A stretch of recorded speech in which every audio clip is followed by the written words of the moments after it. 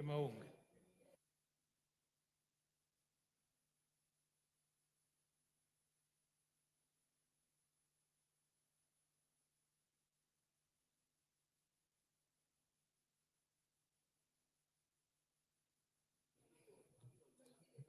Order, members, where are the whips?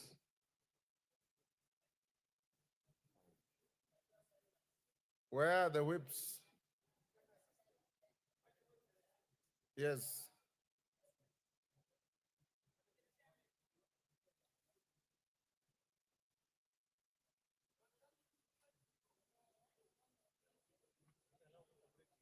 Yes.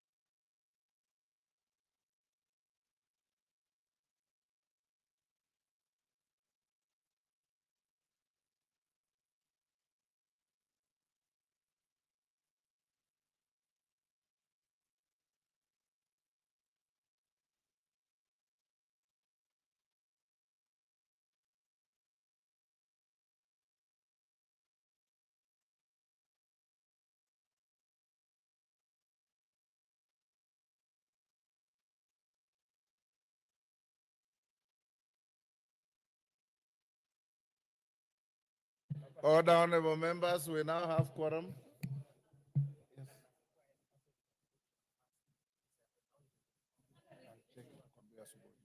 Order number 1, administration of oath. Order number 2, communication from the chair. Order number 3, messages. Members on their feet, take your seats.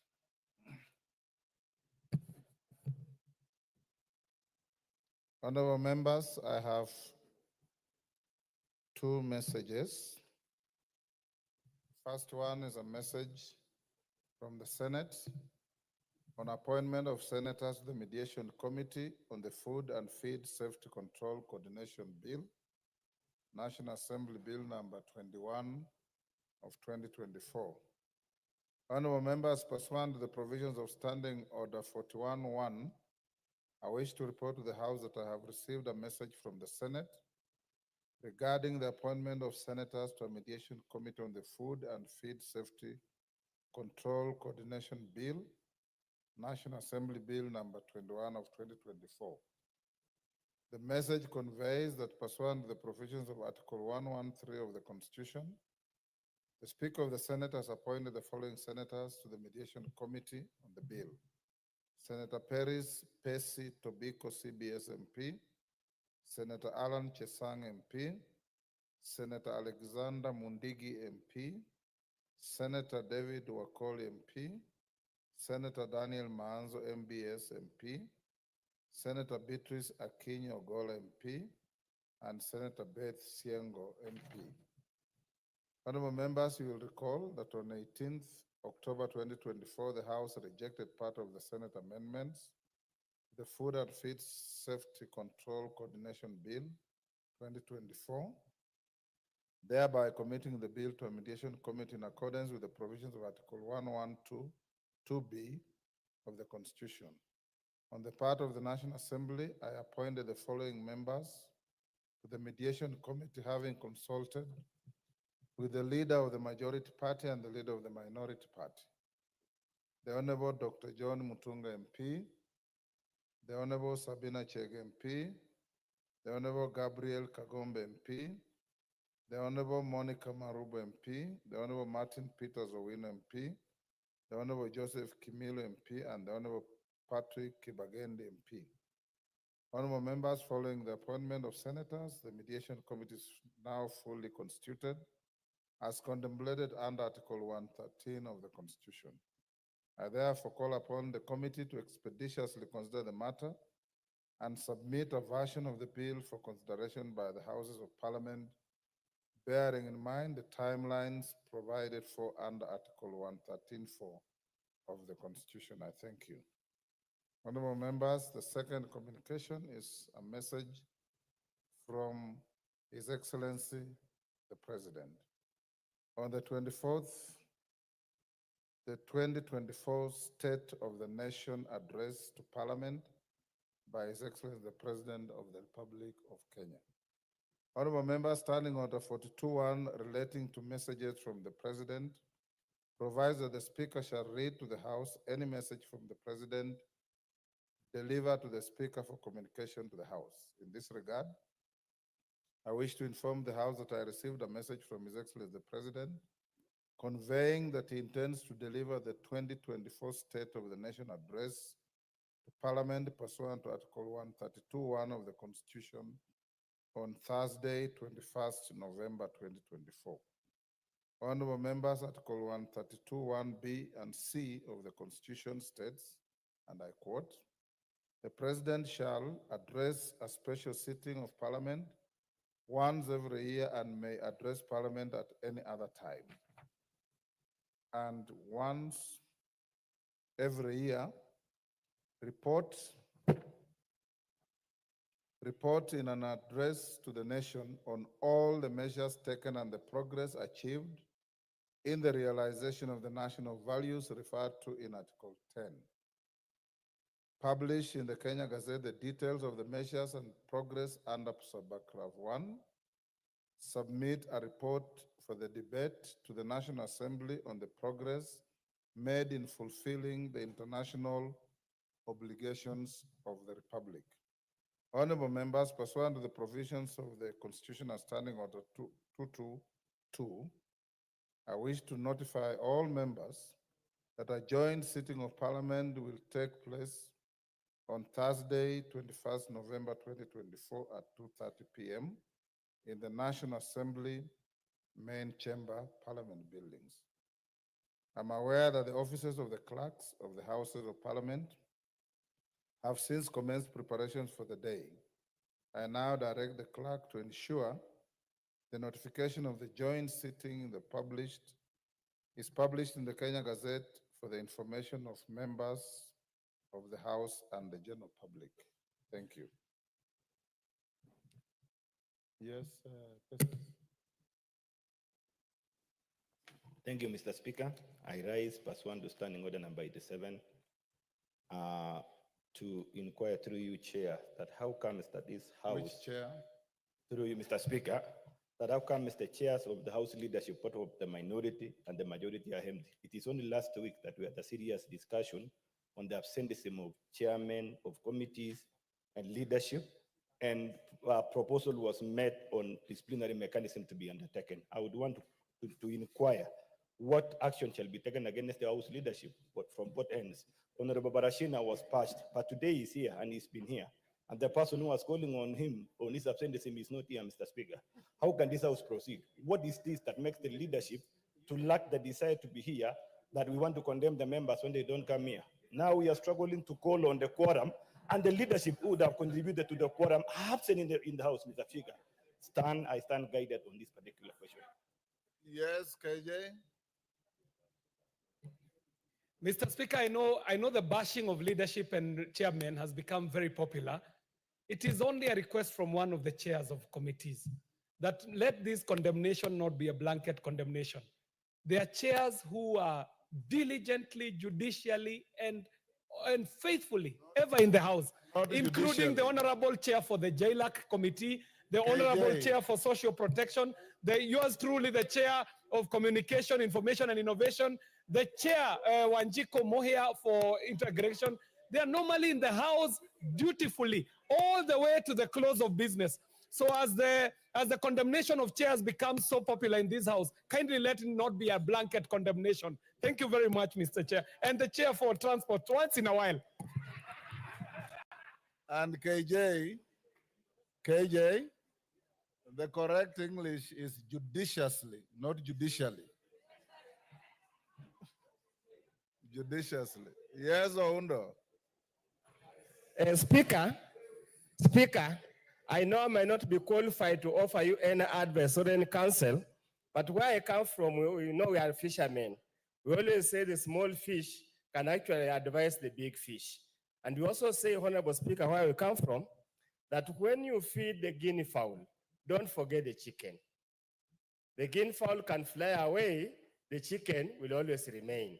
There are members in this house, Honorable Speaker, who come here at 2:15 and they leave at exactly 7 when the house rises. I confirm that you are one of them. And when the few people who come only to undertake national duties, when they are here, they are given first preference to talk, and those who toil and sit here and caring unflinchingly in order to give honor to the august house are ignored and ignored badly. So I just wanted to, I know I don't deserve to advise you, but remember the saying that whatever you give the guinea fowl, do not deny the chicken. Thank you, Honorable Speaker.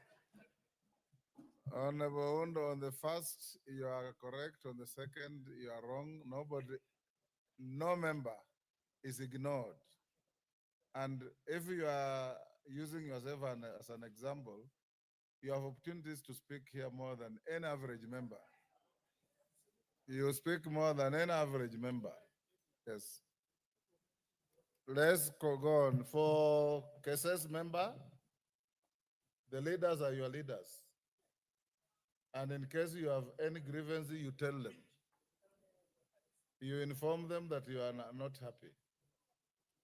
I used to see a rule in some office that read, rule number 1, the boss is always right. Rule number 2, in case of any doubt, refer to rule 1.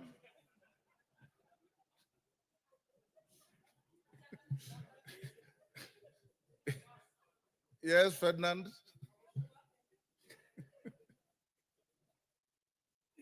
No, I don't want to talk about that. Mr. Speaker, sir, I think that what my colleague has just mentioned is very, I'm always here.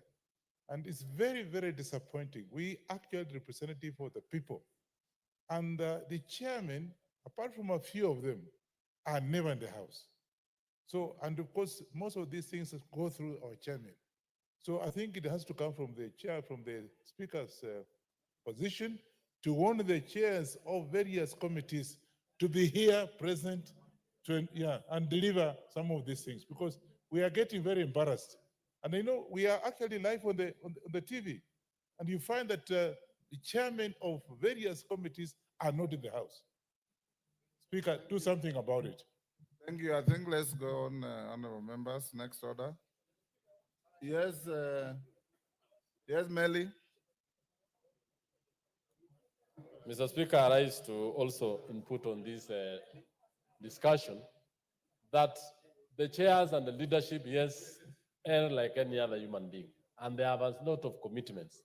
But the blanket condemnation that the chairs and the leadership are always absent is not true, because here we have so many chairs. I've seen chair agriculture, chair East Africa, and even the vice chairs. So I want to say that as much as there is need that we dedicate ourselves to the duties of the house, it isn't true that all of them are always out. And I think you gave an advice, Chair, Mr. Speaker, as a leader of this house, that we all need to commit ourselves to our representatives and to our duties of this republic. And that is what we always do. But the few who have actually made mistakes, we really need to bring them back and show them the need to be here every other time when the house rises, until when the house sits until when it rises. Thank you, Mr. Speaker. Yes, Parashina.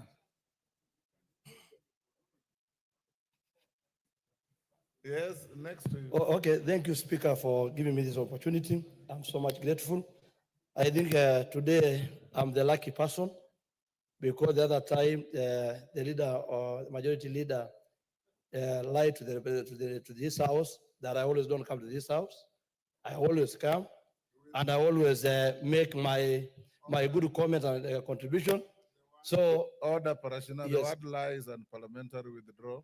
I withdraw, Mr. Speaker, sir. Okay, go on. So, Mr. Speaker, I really want to say that I might come again to request that to apologize and withdraw that statement also from him, because I always come here to articulate issues, and I know the only time that the majority leader comes here, or our leaders, they only come here when they are pushing an agenda, but they don't come to the floor on the contributions of the real issue that's affecting our country or issue that we need to debate. Thank you, Mr. Speaker.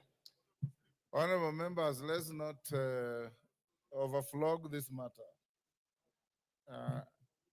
I know that many members, some chairmen are always here. There are also others who are persistent offenders who don't come. So I have advised you before, members, that we Chairman McLeod, there is a chairman sitting next to you. I have advised you, members, and I want to advise you again. In my many years in Parliament, the Speaker always found me in the House, and I follow the Speaker when he's leaving the House. Always. Just pick up that good habit, and this House will have no problem. You know, it is a great honor to sit in this House. Your right to speak on the floor of this House must be equal to your duty to listen to those who listen to you when you speak. Because what I've noticed is that members, as soon as they prosecute the agenda, they exit. You can't expect to be listened to if you don't listen to others. And that is what debate is all about. And if we can impress that, especially our colleagues, first-timers, you will go a long way. And out there, your voters watch. I see people in social clubs glued on phone when the House is sitting, and they're watching proceedings to see whether my member of parliament is in the House, whether my member of parliament speaks, and if he speaks or she speaks, do they make sense? The public is no longer the old public who wait for Leo katika bunge. They follow everything that we do here. So let's invite Honorable Soro and your team on both sides of the House. Ensure that when the House starts, he's just come. Ensure that when the House starts, we appreciate that you have other duties out there. But when the House starts, at least let's have leadership on either side of the House. If it's not the leader, the whip. If it's not, your deputies, so that they can be able to help the House move on. Today we rang the quorum bell for about 15 minutes. And I kept on asking where the chief whip was. But since you are here, you've purged yourself of the contempt. Let's move on to the next order. Order number 4, petitions. Order number 5, papers. Majority Leader. Thank you, Honorable Speaker. Honorable Speaker, first I want to apologize for walking in late when you are on the chair while conducting the responsibility that you actually gave us as far as EALA games are concerned, and that is why you don't see the entire leadership here. They are working on everything that pertains the EALA games that will be commencing in 2 weeks. So they instructed me to actually leave the meeting and come here and join you, Honorable Speaker. So, Honorable Speaker, I beg to lay the following papers on the table of the House today, Thursday, November 14th, 2024. Number 1, the following legal notices from the Minister of Environment, Climate Change and Forestry. That is A, notice number 176 of 2024, relating to the Sustainable Waste Management Extended Producer Responsibility Regulations 2024 and the explanatory memorandum. B, legal notice number 177 of 2024 relating to the environmental management and coordination water quality regulations 2024 and the explanatory memorandum. C, legal notice number 178 of 2024 relating to the environmental management and coordination waste management regulations 2024 and explanation memorandum. D, legal notice number 179 of 2024 relating to the environmental management and coordination sand harvesting regulations 2024 and the explanatory memorandum. Legal notice number 180 of 2024 relating to the environmental management and coordination air quality regulations 2024 and the explanatory memorandum. Legal notice number 181 of 2024 relating to the environmental management and coordination, management and control of plastic packaging materials regulations 2024 and the explanatory memorandum. And legal notice number 182 of 2024 relating to the environmental management and coordination, management of toxic and hazardous chemicals and materials regulations 2024 and the explanatory memorandum. Honorable Speaker, the reports of the Auditor General and financial statements for the year ended 30th June 2024 and the certificates therein in respect of the following institutions. A, Kenya Industry and Entrepreneurship Project Credit Number IDA 6268KE, State Department for Industry, De-risking, Inclusion and Value Enhancement of Pastoral Economics Drive in the Horn of Africa, Project Credit Number 7139KE, State Department for Livestock Development, Enable Youth Kenya Program, ADF Loan Number 210015003888950, State Department for Crop Development. The Kenya Livestock Commercialization Project Number 200002339, Loan Number 20003565 and 200003566, State Department for Livestock Development. E, Kenya Town Sustainable Water Supply and Sanitation Program, AFDB Loan Number 20000000501, Tana Water Works Development Agency.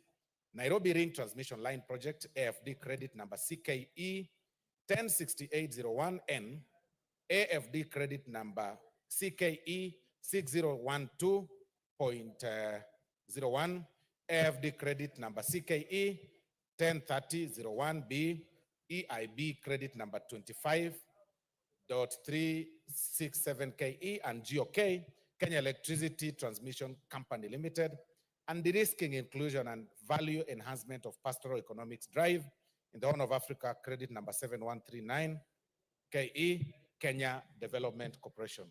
I beg to lay, Honorable Speaker. Thank you.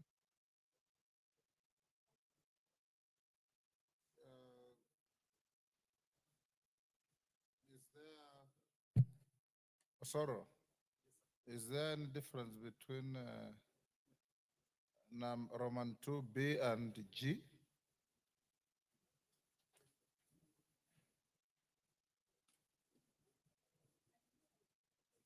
For the record, it appears to be one and the same. Roman 2, B and G.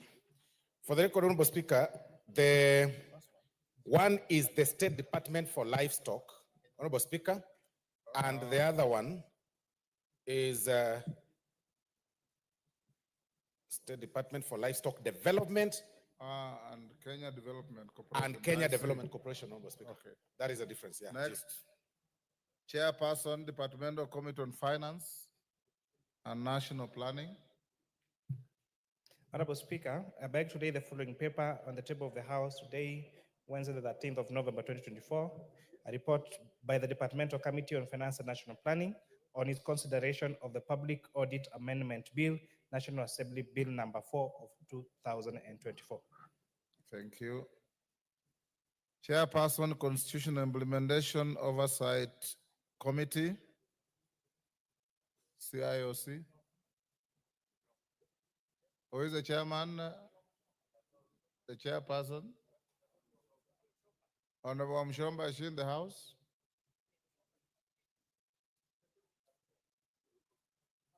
Where is the vice chair?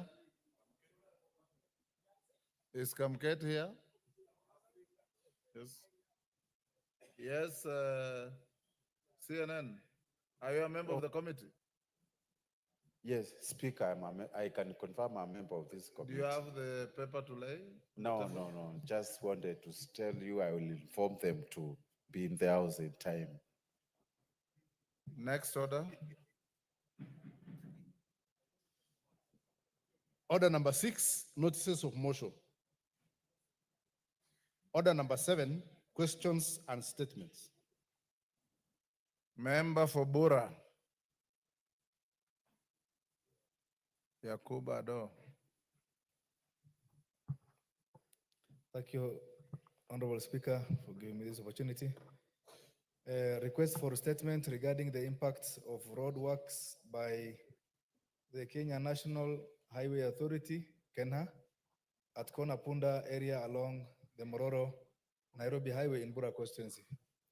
Honorable Speaker, pursuant to the provisions of the Standing Order 44-2C, I wish to request for a statement from the chairperson of the Departmental Committee on Transport and Infrastructure regarding the impact of the ongoing roadworks by the Kenya National Highway Authority at Konapunda area along Mororo, Nairobi Highway in Bura constituency.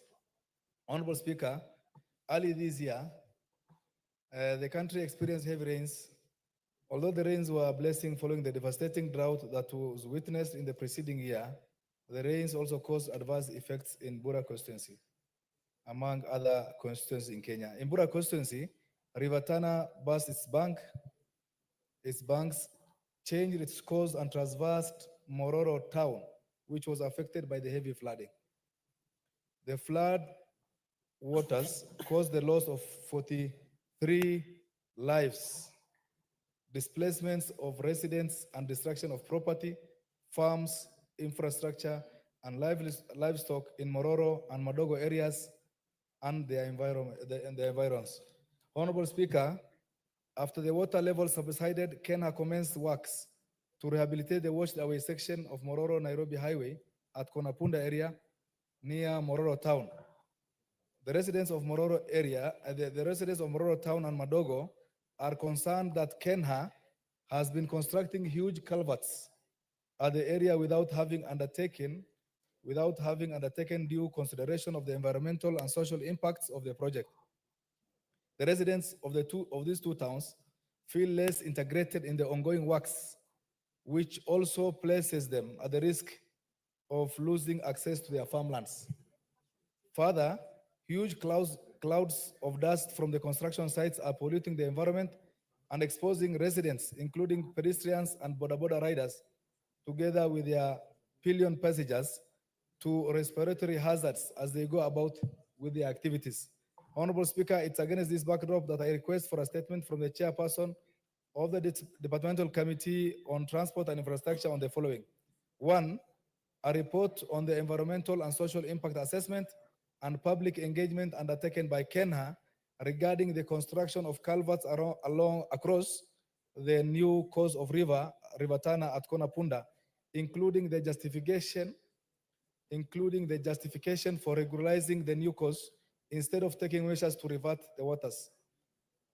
B, compensation plans, if any, for the residents of Mororo and Madogo who are affected by the ongoing road rehabilitation works by KENHA, particularly for the farmers and for their farmlands likely to be lost.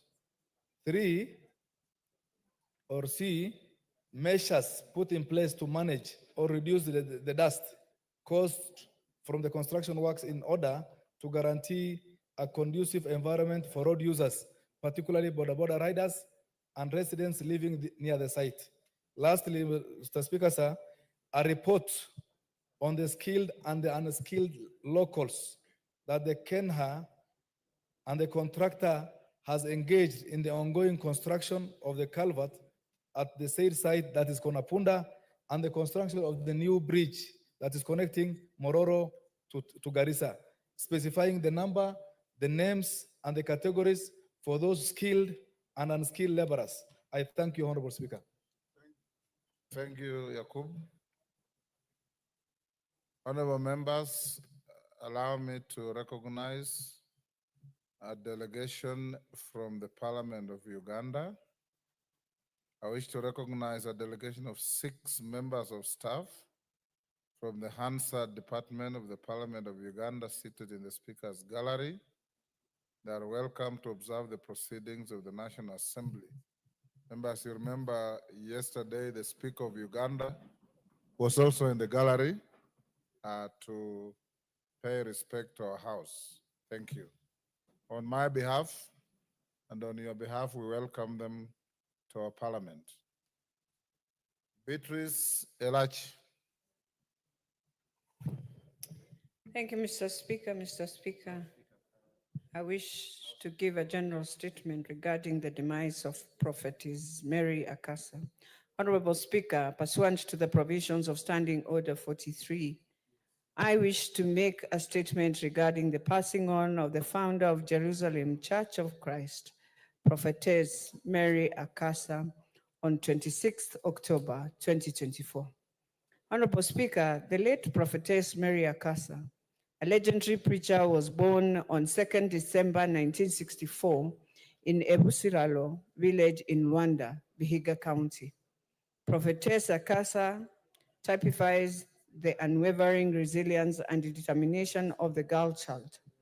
Having lost her parents at the age of about 8 years old, she had to work extra hard to shape the path that led to her destiny.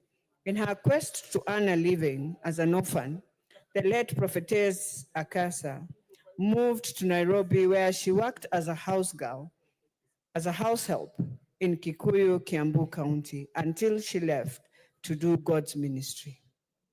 Her journey as a prophetess began in Muslim area, presently Kabira Ward in Nairobi County, where she founded the Jerusalem Church of Christ and was the first to ever bring us a person who she called Jesus. Honorable Speaker, apart from preaching and healing the souls of people, the late Prophetess Mary Akasa also healed lost futures and transformed the lives of many young people in Kawangware, where her church is domiciled. She will be fondly remembered for drug abuse and crime by counseling them, offering them a place to call home, and providing them food and other basic needs. These acts of mercy by the late Prophetess Mary Akasa through her Jerusalem Church of Christ substantially reduced insecurity in Kawangware and will surely outlive her life. The departed prophetess will also be remembered for her unique approach that blended Christianity with African traditional spirituality, characterized by vibrant music, drumming, chanting, and spirited faith healing. She will also be celebrated for her strict enforcement of Christian values, including punctuality. The no-nonsense late prophetess never tolerated lateness for church services and had no patience for congregants who came late to her church. Honorable Speaker, as the late Prophetess Mary Akasa will be laid to rest on 16th November 2024, she can be celebrated as a woman who contributed immensely to the growth of the African evangelical movement in Kenya. I take this early opportunity to condole with the family and friends of the late Prophetess Mary Akasa and the Christian fraternity for the loss of this extraordinary servant of God. May her soul rest in peace. I thank you, Honorable Speaker.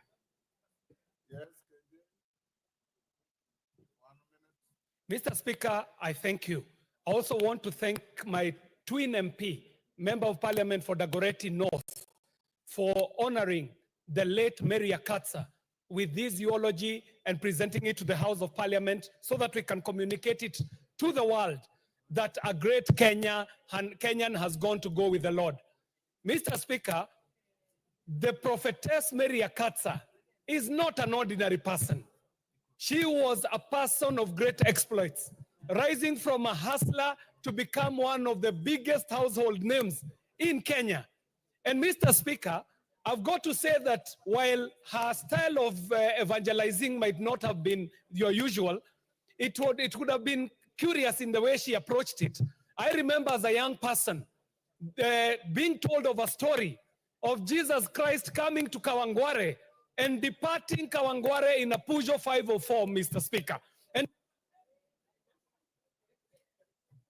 You know very well that's not true. Yes, yes. Yes, Osoro. Thank you very much, Honorable Speaker. Honorable Speaker, I also want to join the Honorable Beatrice in mourning with the people and the Christian fraternity for the loss of Prophetess Mary Akata. Honorable Speaker, my family has got so many children named Mary Akasa.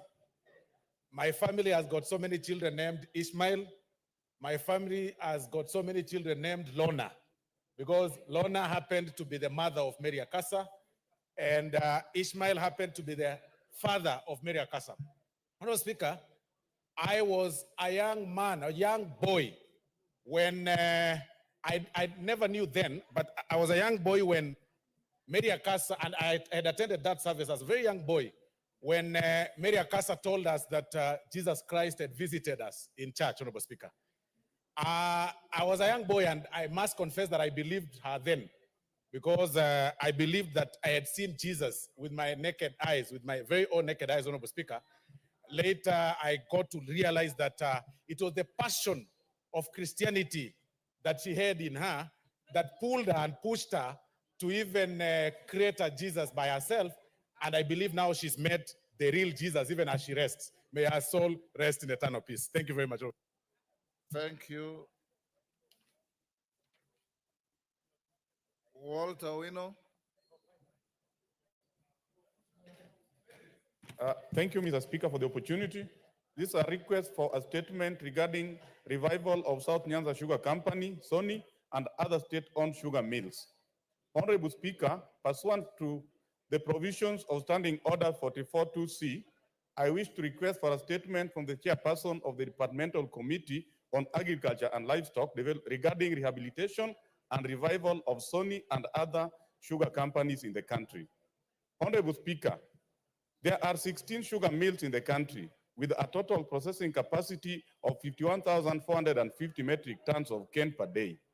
However, the current capacity utilization for most mills is estimated to be 56%, which is attributable to old machinery, poor factory equipment maintenance, fluctuating supply of cane, and inappropriate processing technology. Most state-owned sugar mills are operating old and inefficient machinery, limiting sugar production to about 700,241 metric tons against a domestic demand of about 1,100,000 metric tons a year. Bridging the deficit through importation from Comesa region and the international market is hurting profitability of ailing local sugar millers.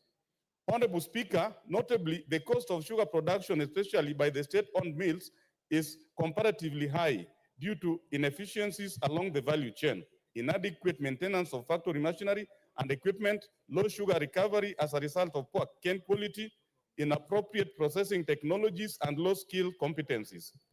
To mitigate these hindrances, it is necessary for the government to implement its pledge of rehabilitation and revival of Sony and other state-owned companies in the country so as to enhance sugarcane availability, sugarcane supply, and the debottlenecking, as well as process automation of the plants to operate at its optimal levels. Honorable Speaker, it is against this background that I request for a statement from the chairperson of Departmental Committee on Agriculture and Livestock on the following. A, an outline of the plans in place by the ministry to urgently procure new crushing equipment for Sony Sugar Company to replace the old one, which was acquired in 1979 and now requires Kenya shillings 400 million for maintenance to keep in operating. B, to the immediate and long-term strategies the government plans to implement to curb the frequent equipment breakdown, which impacts heavily on the company's output and results in low production, and low morale among workers and farmers. C, the reasons why there has been a delay in paying the outstanding salary arrears of Kenya shillings 800 million for the Sony Sugar Company workers who in the past have endured various economic hardships and poor working conditions at the factory. D, a comprehensive report on the status of sourcing a strategic partner to invest in restoration of the company to profitability, hence improving the welfare of smallholder sugarcane farmers and employees of the Sony Sugar Company. I thank you, Honorable Speaker. Thank you, Owino. Your statement is committed to the Committee on Agriculture. Bring a response in 2 weeks before we break. The statement requested by Honorable Yakub goes to Rhodes, GK. You bring the response in 2 weeks. I will do so, Thank Mr. you. Speaker. Before we go to responses, Honorable Mchomba, I called out, you are not here. We go back to order number 5. Are you ready to? Why aren't you ready?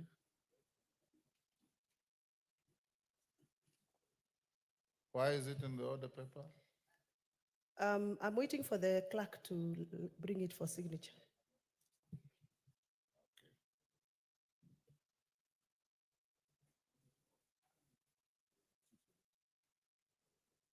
Right, we go back to a response to statements. Dr. Mutunga, you said you had a response which you just want to lay on the table. Go ahead and do so. Thank you, Honorable Speaker. Honorable Speaker, today, the 14th of November 2024, I laid to the table of the House the response to a statement regarding strategic food reserve in the country as requested by the Honorable David Kiplagat, MP Soy. And I don't know, I can't see David Kiplagat, Honorable Speaker. I believe you'll be able to see this report. Thank you. Okay, lay it on the table. Response to Wilberforce Oundo. JLAC Chair. Thank you very much, Mr. Speaker. Even before I start, I confirm I have given a copy of the response to the Honorable Wilberforce Oundo, and therefore allow me kindly to make the statement in an abbreviated version because he has the full particulars of the response. Honorable Speaker, pursuant to the provisions of Standing Order 44-2C, the request for statement was made by the Honorable Wilberforce Ojambo Oundo, MP for Funyula, and the response has come into the various issues raised as follows. The first issue was the status of implementation of the recommendations of the Maraga Task Force report, specifically in relation to the promotion of prison officers, some of whom have stagnated at the same job group or grade for over 10 years, and the constitution of the Prison Council is provided for under Section 21C of the Prisons Act. The response is that promotions in Kenya Prison Service is a process which is guided by the Public Service Commission with respect to the scheme and service for prison officers, uniformed personnel, revised in October 2014. As a result of this, the Prisons Department has been filling vacant positions through interviews. And as a result of that filling, the correct position as we speak today is that we have 2 Deputy Commissioner General, 8 Senior Assistant Commissioner General of Prisons, 10 Assistant Commissioner General of Prisons, 114 Commissioner of Prisons, 311 Senior Superintendent of Prisons, 168 Superintendent of Prisons, Assistant Superintendent of Prisons are 0, while Chief Inspector of Prisons is 122, Inspector of Prisons is 862, Senior sergeant in prisons is 399, while sergeants are 1,487 and corporals are 2,754. Appointment of Commissioner General is that this is settled now because we have had the appointment of Mr. Patrick M. Arando by His Excellency the President implemented on the 12th of July, 2024. As regards the review of the establishment, as part of the broader and sustainable approach in addressing stagnation, the service conducted a comprehensive review of the authorized staff establishment of 37,868 uniformed officers, as a result of which these promotions were made. As regards career guidelines for uniformed prison officers, we confirm that the service is in the process of developing career guidelines which will establish clear entry and exit pathways for officers enlisted as general duty personnel, as well as those enlisted as professionals, technicians, and artisans. As regards issue number 2, any plans to provide decent housing for prison officers under the affordable housing program, and if so, the status of these arrangements, we confirm that the Kenya Prison Services has actually consulted the State Department for Housing and Urban Development for consideration in the provision of the houses under the affordable housing program.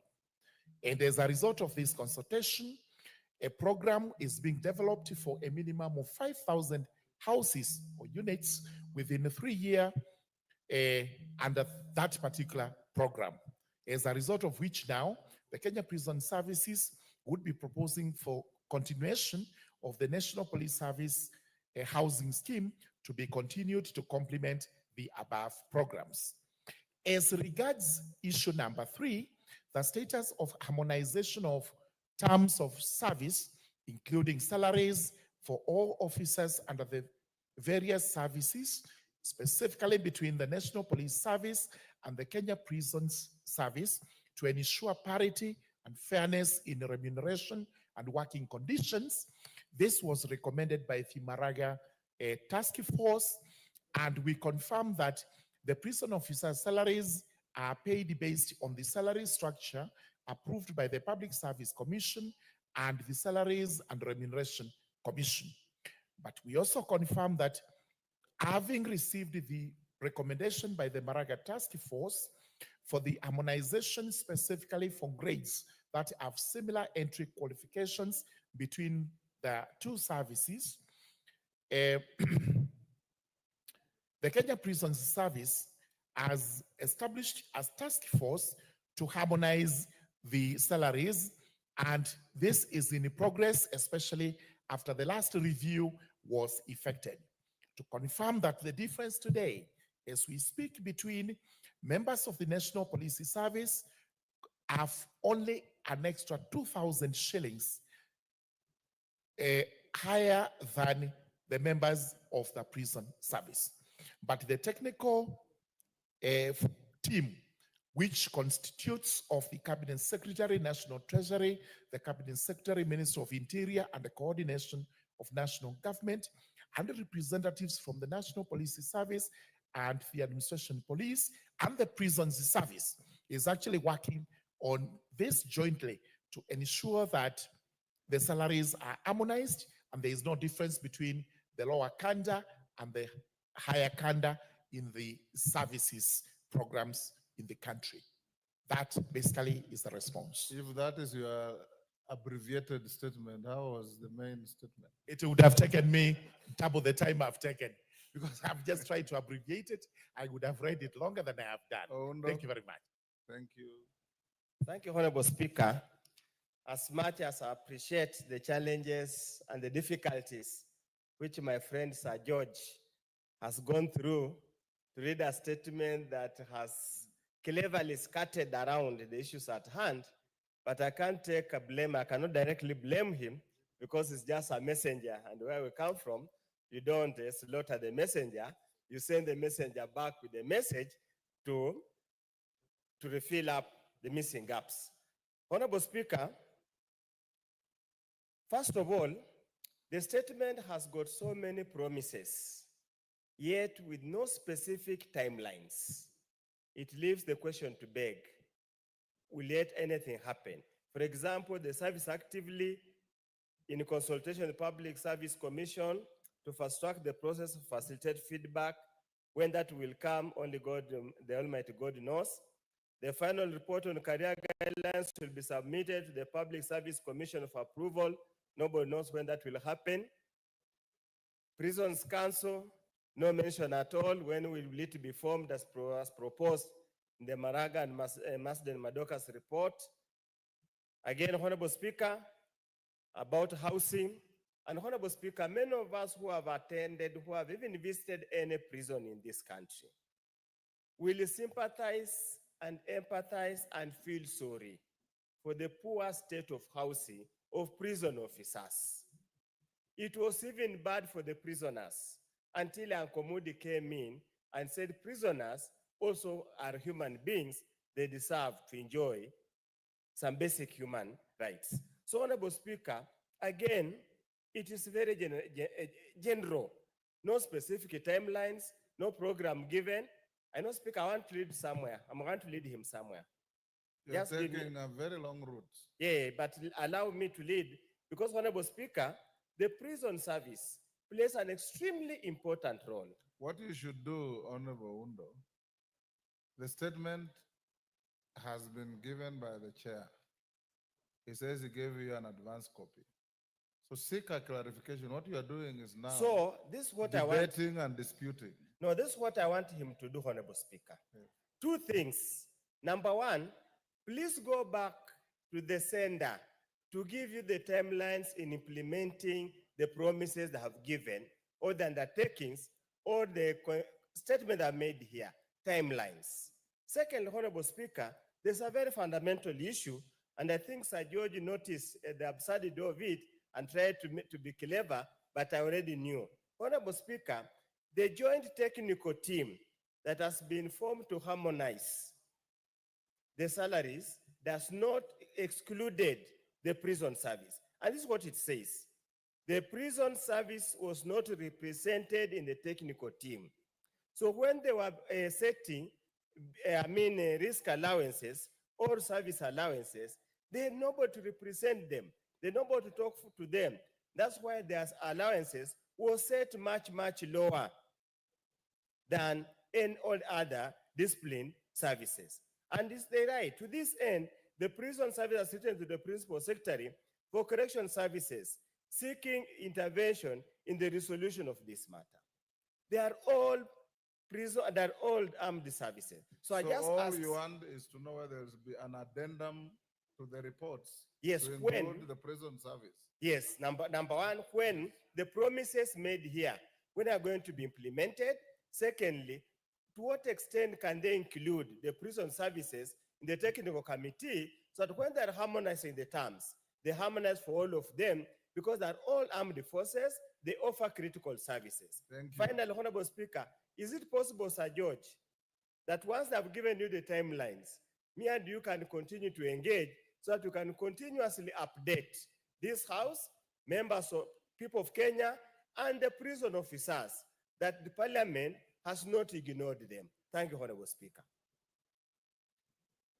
That long speech requires just a very short response. A short response. Yes. In fact, where no timelines are given, we expect this to be done within a reasonable period of time. There's no reason why JLAC will not go back to the prisons department to ensure that we get timelines on when this harmonization is likely to be completed to the benefit of the prison officers that are in service. As regards their houses, 5,000 houses, we have estimated that this will be done in another 3 years because this is construction.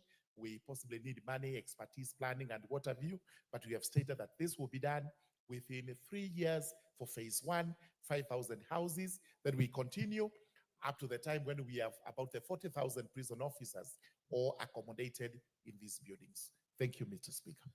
Thank you. Joyce Kamene. A response to your statement from Social Protection, member for Thika Town. Thank you, Honorable Speaker. Honorable Speaker, the member raised this question on 14th of October, 2024. And there were two questions which I'm going to give her the response, but I'm going also to summarize because the report is huge. She requested for two questions, Honorable Speaker, and the first one was a report on the status of disbursement of NGAF balance for financial year 2022/2023 and 2023 to 2024 to Machakos County and the measure put in place to ensure timely disbursement to enable the continuation of the project approved by the funding.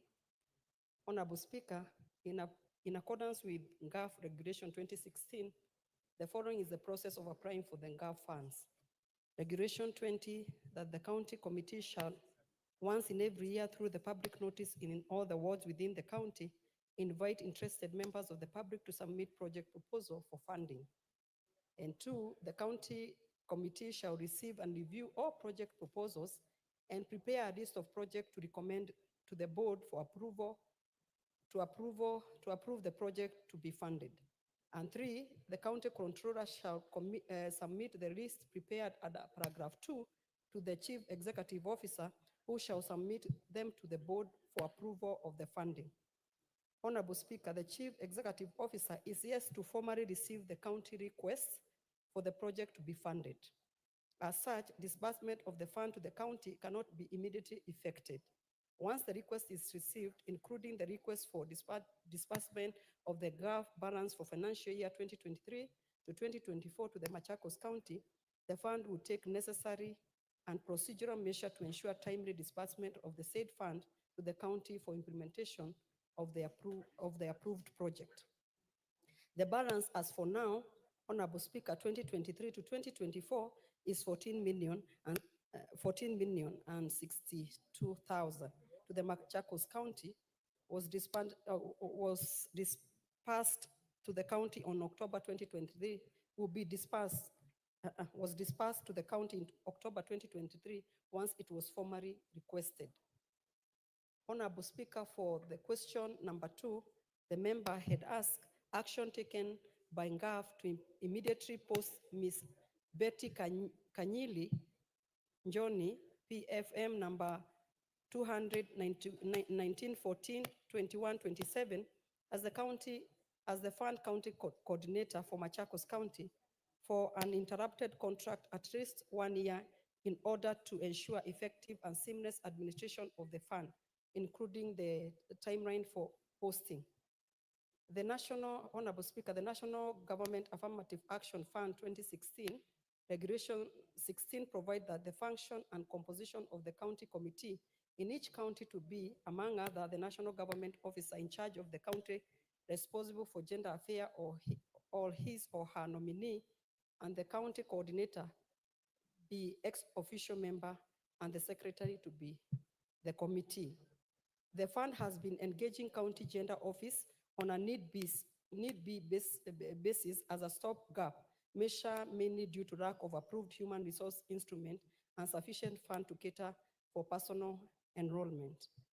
The State Cooperation Advisory Committee, SCAC, noted that such an arrangement of deploying staff from the mainstream government to run the operation of the fund may be detrimental to the performance of the fund. In this regard, the SCAC advised that the fund of the process to be finalizing the development and approval of their human resource instrument and subsequently commence the process of recruiting their own staff subject to availability of the budget. Honorable Speaker, I'll go to where they have said, it is against this background, advised by SCAC and the provision of the Public Service Commission Act, that the board in its 92 meeting on 13 September 2024 resolved to phase out the deployed gender officer from acting as county coordinator upon expiry of their respective contract and replace them with the substantive county coordinator to enable the gender office to undertake their critical role of oversight as per the NGAF Regulation 2016. The fund has since deployed a substantive county coordinator, Mr. Mutua Murumba, who was the successful candidate with effect from November 4th, 2024. The officer has since reported and is currently clearing and handing over as per the prevailing human resource policy and procedure manual. I submit, Honorable Speaker. The honorable member is here. I can give her the report herself. Kamene, member for Machakos. Thank you, Mr. Speaker, Honorable Speaker. She has given the report. Thank you, Chair, for the report. But there are a few issues because there have been some changes. Let me say I appreciate the PS, Madam Anne, because she intervened on this issue of the coordinator, and Madam Betty, a contract has been renewed. The issue of funds. You cannot just give us a blanket figure of 14 million. I want full records of the county projects, the value addition, because all those have different votes. Your Nini is talking about some 14 million. And our books are showing approved projects that have not, that the money is lying with GAF is 24 million. That's why we are insisting, we want to know where these funds are going and what is happening. We also have funds that have been carried forward. And because of the lack of the coordinator, we have a whopping close to 100 million that belongs to Machakos County. And we need to be reconciled. Let them give us a full report. What is the balance of the bursary funds, the civic education, and also the admin? Because those are funds that are lying at the headquarters because of lack of a coordinator. And I'm happy the PS has given us the gender officer. So I still need our figures and I still need to get the clear records. Thank you, Mr. Speaker. I think those clarifications you can share with the member. Thank you, Honorable Speaker. I can share with the members the problem that they had the Machakos County is because they did not have a coordinator, Honorable Speaker, but we have seen from 4th of this month, 4th November, now they have a new coordinator, Mr. Murumba.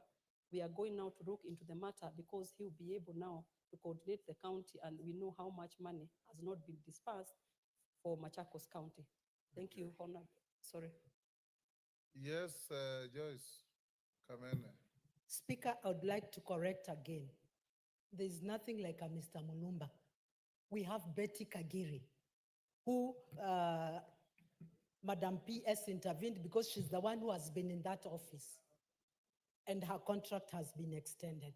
We are working with her, we are comfortably working with her, so I don't understand where the Mr. Mulumba is coming in from. Thank you. Yes, Russell, what's your point of order?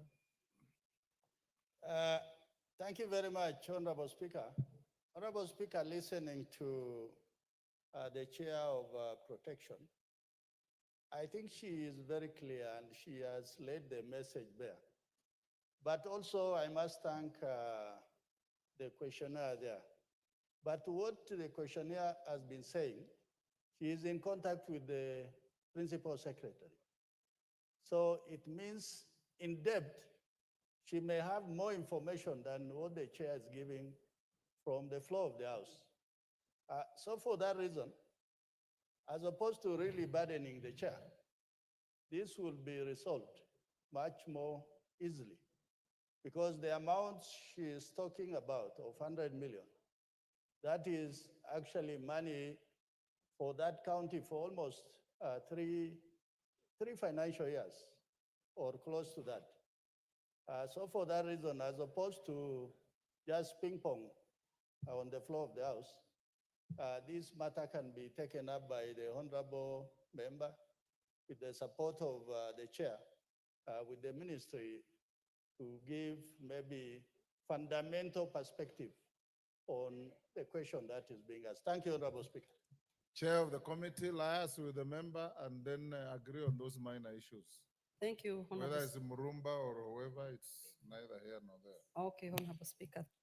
Honorable Nolfason Barongo Pomachoge Barabu. Response to your statement by Transport and Infrastructure. GK, you ready? Barongo is here. Go ahead. Thank you, Honorable Speaker. Allow me to give a precise response to a request made by Honorable Nofason Obadiah Barongo, Member of Parliament for Bomachoge Barabu constituency. She was requested on 9th October this year. Honorable Speaker, in the statement, the Honorable Obadiah Barongo MP sought to establish, among other things, one, the status of upgrading of the road network in Bomachoge Borabu constituency to bitumen standards, and two, the timelines for the completion of the stored projects in the constituency. Honorable Speaker, the committee received a response from the Ministry of Roads and Transport through the Clerk of the National Assembly on 13th this month, which I now wish to make. Honorable Speaker, on the status of upgrading of the road network,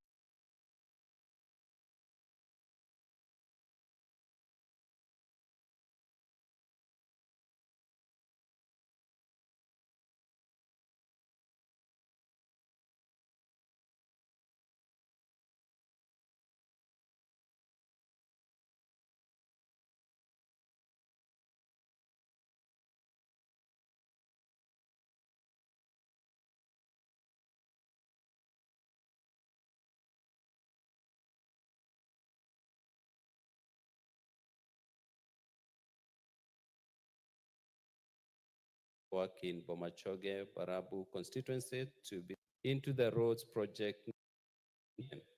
Honorable Speaker, with regards to the timelines for the complete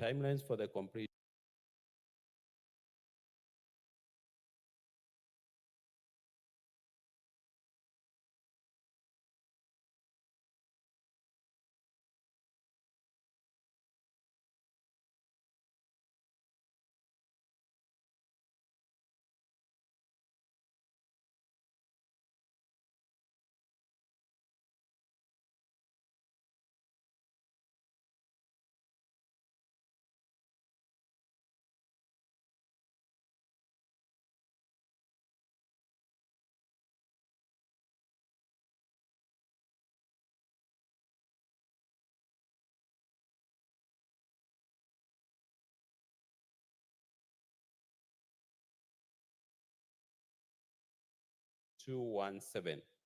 Honorable Speaker, with regards to the timelines for the completion of the provisions due to exogenous factors, thus extracted amount, the ministry through KERA is currently that shall allow the completion of the remainder of the works upon award. Once the appraisal is agreed upon, we project completion of the project by December 2025. Honorable Speaker, I submit. Barongo. Thank you, Honorable Speaker. And thank you, Chairman, for the response that you have given me. I would like to say that I'm not very happy with that response. And that is because of item number 6 and item number 7 on the response.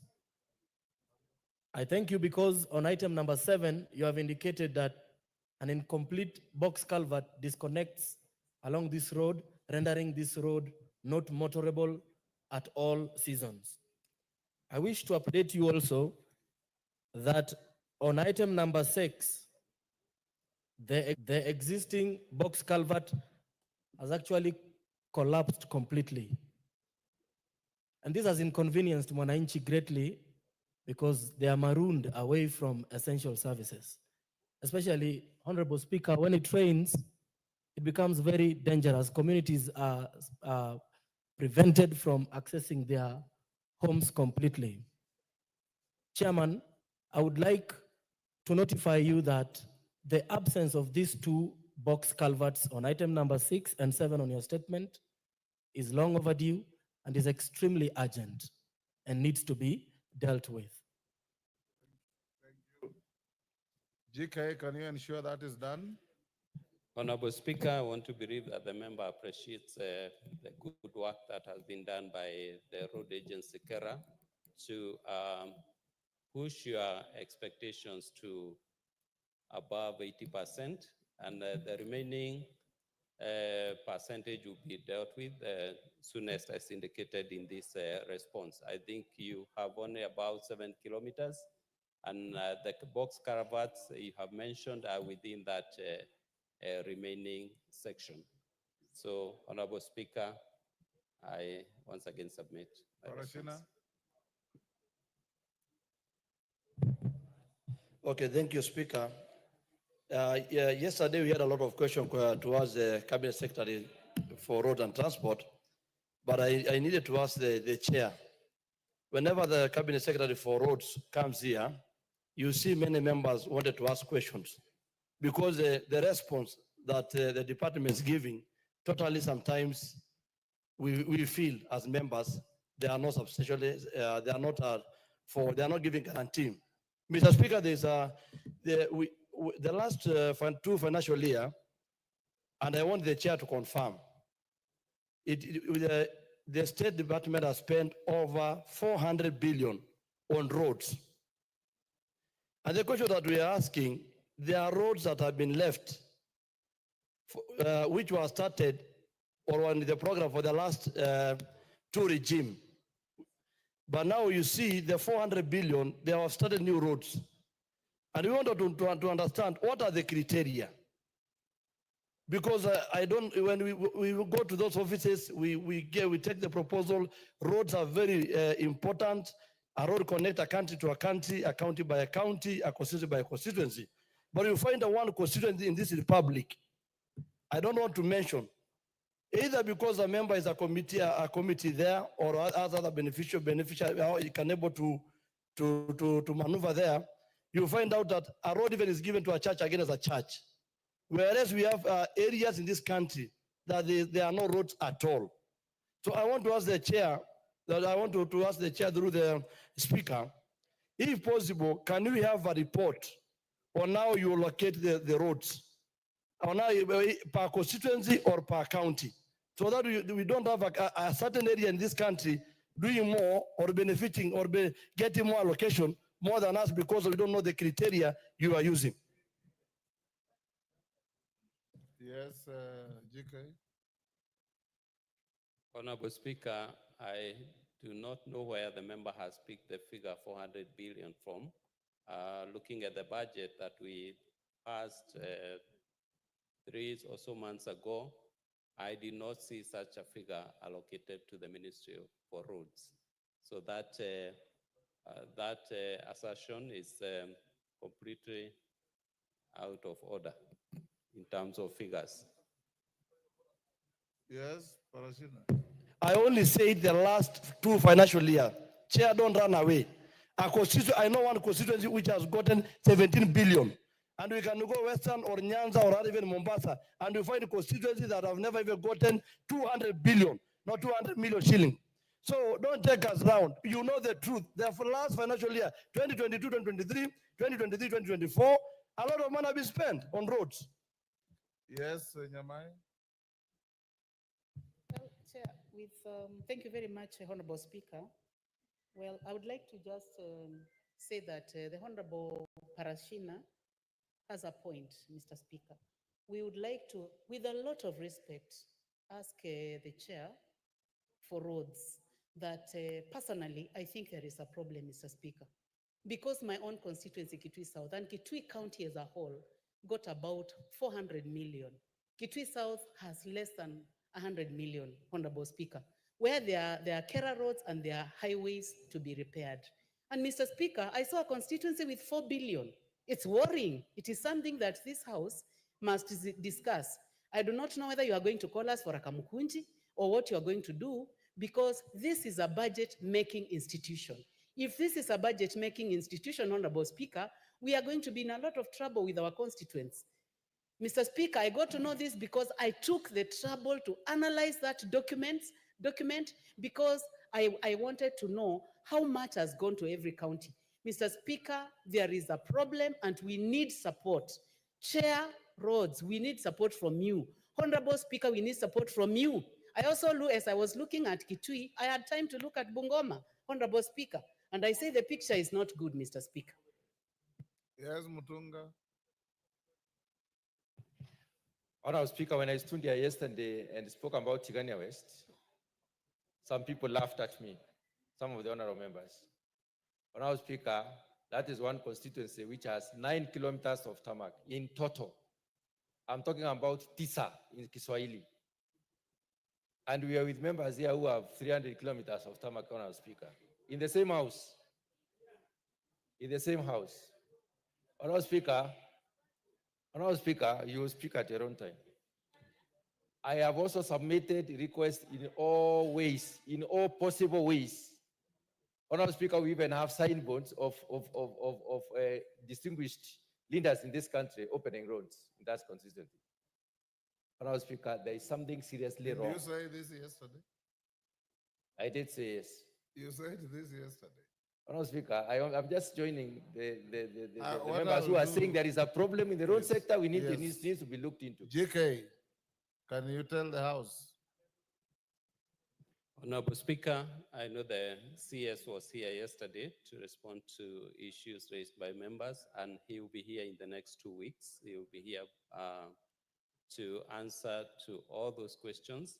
But I will insist that there is no 400 billion that has been allocated to the ministry, even in the last leave alone 2 years, even in the last three years.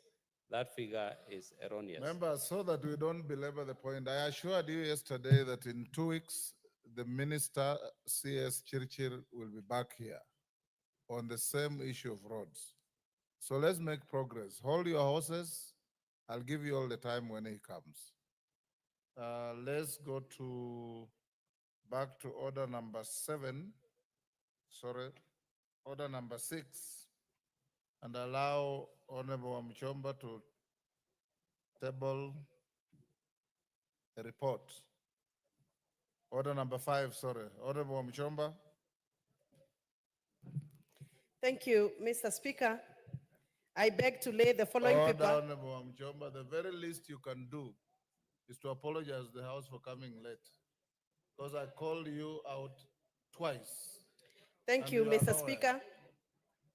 I wish to apologize for my absence in the morning, in the early afternoon, because I'm coming from my constituency. I had a forum. Mr. Speaker, if you look at the way I'm dressed, covered my head because I had a forum with the women The of Speaker Mothers has no Union. knowledge of knowing how you dress when you go So, to Mr. functions. Speaker, I am dressed like the Mothers Union because I had joined them for a very, very special meeting for the Mothers Union of the ACK Church in my constituency.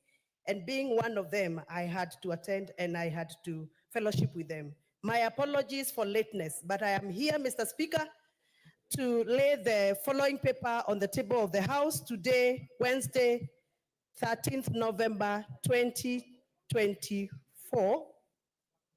A report of the Constitution Implementation Oversight Committee on participation in the Parliamentary Intelligence Security Forum in Washington, D.C., United States of America, from 7th to 8th December 2023. Thank you, Mr. Speaker, Thank and once you. again, my sincere apologies. Thank you, Honorable Mchomba. Okukaunya. Is Mel in the house? Honorable Melly. Honorable Melly Okukaunya has an issue on a statement that he says he requested to you and your committee. Go ahead, Honorable Kaunya. Thank you very much, Mr. Speaker, for giving me this opportunity. Mr. Speaker, on the 16th of October, a response to a statement had requested through the Departmental Committee of Education chairperson was given.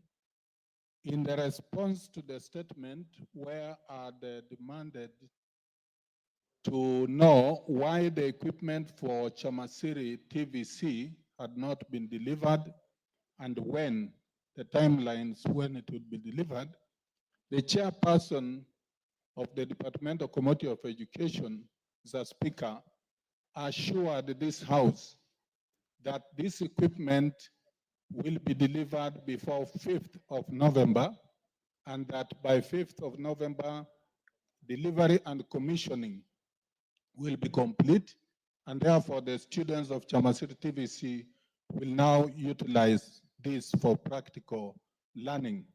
Mr. Speaker, I want to bring to your attention that as of today, that equipment, the delivery, and of course the commissioning has not been done. And Mr. Speaker, I seek for your intervention to be able to guide on what should happen. But Mr. Speaker, it appears that the CS for education is taking the role of this House, which is the oversight role, very lightly. Because if a statement is read before the House, indicating and confirming even the dates, and then it's not carried out, Mr. Speaker, I think the CS is taking this House for granted. And I would urge, Mr. Speaker, you give direction so that the chair of the departmental committee can be able to take the necessary action to have the equipment for Chamasiri TVC delivered and also explain really what is happening. Thank you, Mr. Speaker. Honorable Meli, do you have Yes, Mr. Speaker, I don't have the answers at now, but you all know, Mr. Speaker, that chairs of committees do deliver information on behalf of the cabinet secretaries to this House. I will endeavor to really find out because it is going to be very bad. Can you report back on Wednesday afternoon? I can't report back, Mr. Speaker, because it is going to be very bad that we made a commitment that they shall be brought and be launched. I commit to report back on Wednesday. Honorable Kaunya, the chair is directed to bring some information on Wednesday afternoon. Next order. Oh, sorry. Majority Leader statement of every Thursday. Osoro. Thank you very much, Honorable Speaker. This is the usual statement by the Majority Leader. I'm holding brief for him for today, Honorable Speaker. Honorable Speaker, pursuant to the provisions of Standing Order 44-2A, I rise to give the following statement on behalf of the House Business Committee, which met on Tuesday, 12th November 2024, to prioritize business for consideration during the week. House Speaker, with regards to the business schedule for Tuesday next week, the House is expected to consider second reading of the following bills, some of which are listed in today's order paper. One is the County Government Revenue Raising Process Bill 2023, the Unclaimed Financial Assets Amendment Bill 2024, the Kenya Revenue Amendment number 2 Bill 2024, the Land Control Bill 2023, the Higher Education Loans Board Amendment Bill 2022, the Political Parties Amendment Bill 2022, the Public Finance Management Amendment Bill 2022, the Equalization Fund Amendment Bill, Senate Bill number 14 of 2023, and the Universities Amendment Bill of 2023. Additionally, Honorable Speaker, the debate will also be undertaken on the following motions, should they not be concluded today.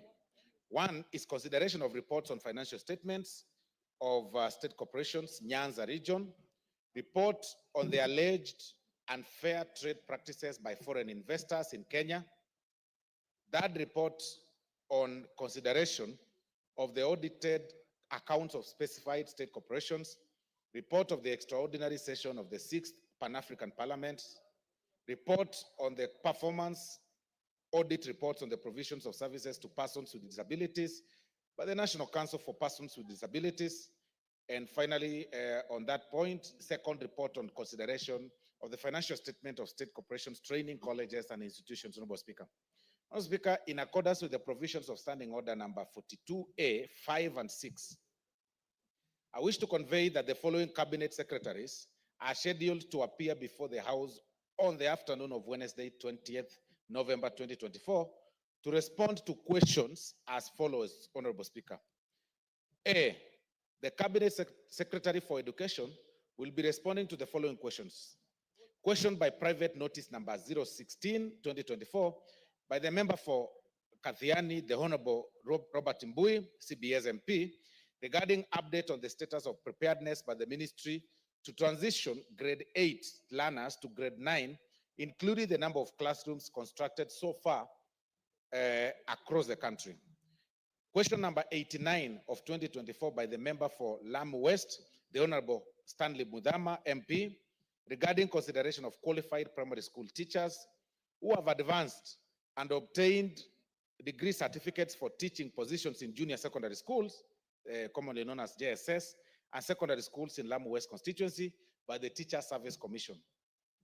Honorable Speaker, question number 3 will be question number 90, 2024, by the member for Westlands, the Honorable Timothy Wanyonyi, MP, regarding the rationale and policy behind the directive of transferring secondary school teachers in physics, chemistry, biology, and history to junior secondary schools.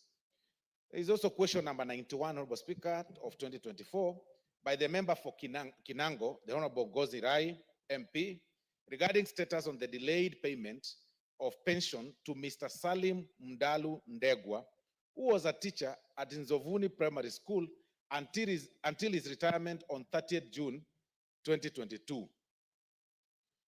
There is also question number 93 of 2024 by the member for Nairobi County, the Honorable Esther Passaris, MP, regarding status of implementing the House resolution on the standardization of uniforms across the country. Question number 94 of 2024 by the member for Chepalungu constituency, the Honorable Victor Koech, MP, regarding the criteria used to approve primary schools within rural areas to accommodate junior secondary schools, and the criteria used for approval of primary schools to host the JSS centers within urban centers.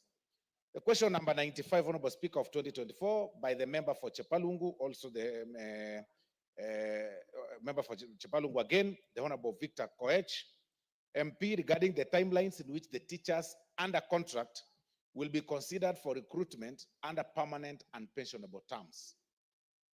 There is question number 96 of 2024 by the member for Nyeri Town, the Honorable Duncan Madenge, MP, regarding failure by the University of Nairobi Dental School in offering lecturers on orthodontics to the undergraduate and master's degree students, Honorable Speaker. Honorable Speaker, there is also question number 97 of 2024 by the member for Emuhaya constituency, the Honorable Mboko Milemba, MP, regarding the authorization for purposes of conducting fresh parent association elections in various counties and some counties in the country.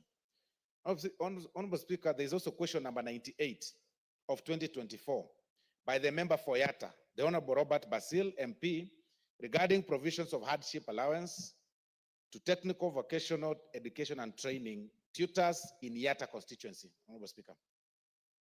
Question number 99 by the member for Kibwezi West, the Honorable Mwengi Mtuse, MP, regarding the donation of the 12,000 acres of land located at Kisayani, Kibwezi West constituency by the locals to the University of Nairobi in the year 1988 for the establishment of an institution of higher learning.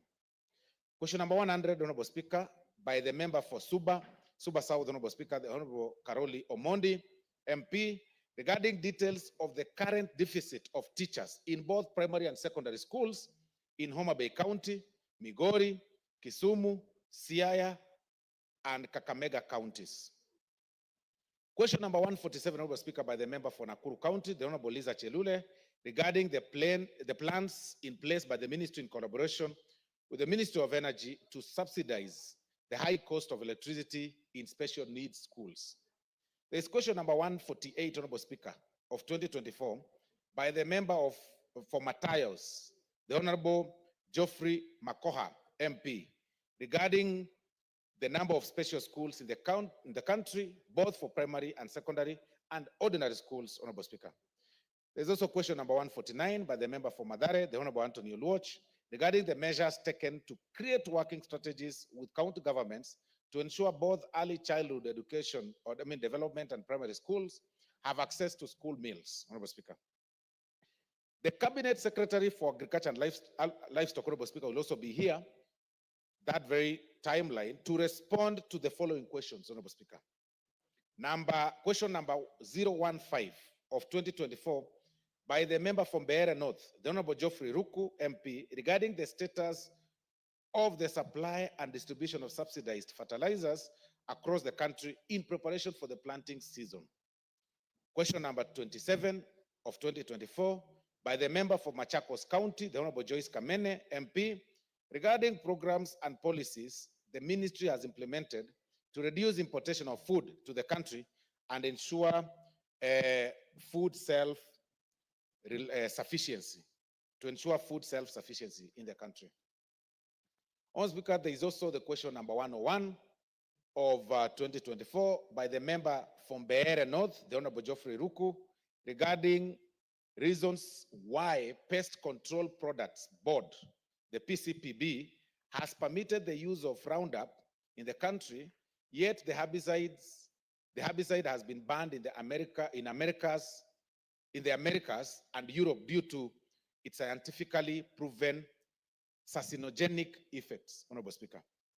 There's also question number 102 of 2024 by the member for Chepalungu constituency, the Honorable Victor Koech, MP, regarding specific measures being undertaken to ensure that dairy farmers in Chepalungu constituency receive competitive prices for their dairy products. There's question number 103 of 2020 by the member for Gishugu constituency, the Honorable Robert Gishimu, MP, regarding the decline in macadamia nut prices and measures aimed at boosting prices for profitability for farmers. There is finally on questions, Honorable Speaker, question number 146 of 2024 by the member for Uasin Gishu County, the Honorable Gladys Bose Sholei, MGH, MP, regarding status of implementation of the recommendation of the National Assembly with regards to public petition number 70 of 2019, Honorable Speaker, on withdrawal of harmful chemical pesticides in the Kenyan market, Honorable Speaker. In conclusion, Honorable Speaker, the House Business Committee will again reconvene on Tuesday, 19th November 2024, to schedule business for the rest of that week. I now wish to lay this statement, Honorable Speaker, on the table of the House. I thank you, Honorable Speaker.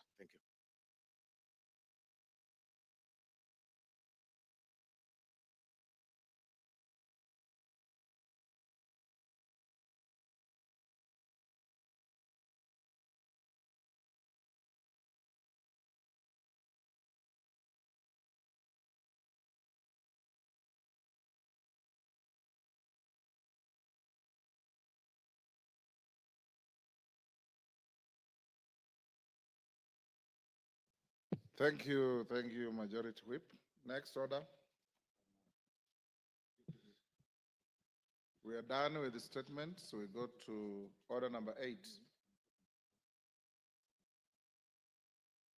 Order number 8, the Cooperatives Bill, National Assembly Bill number 7 of 2024, second reading, resumption of debate.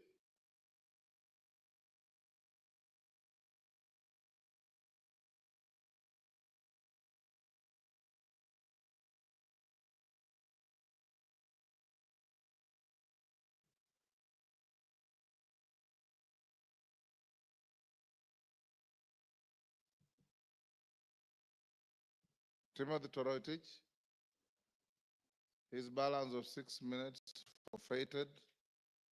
Wilberforce Oundo, had you spoken to Cooperatives Bill? Ahead. You heard. Yes, yes. Parashina Sakimba.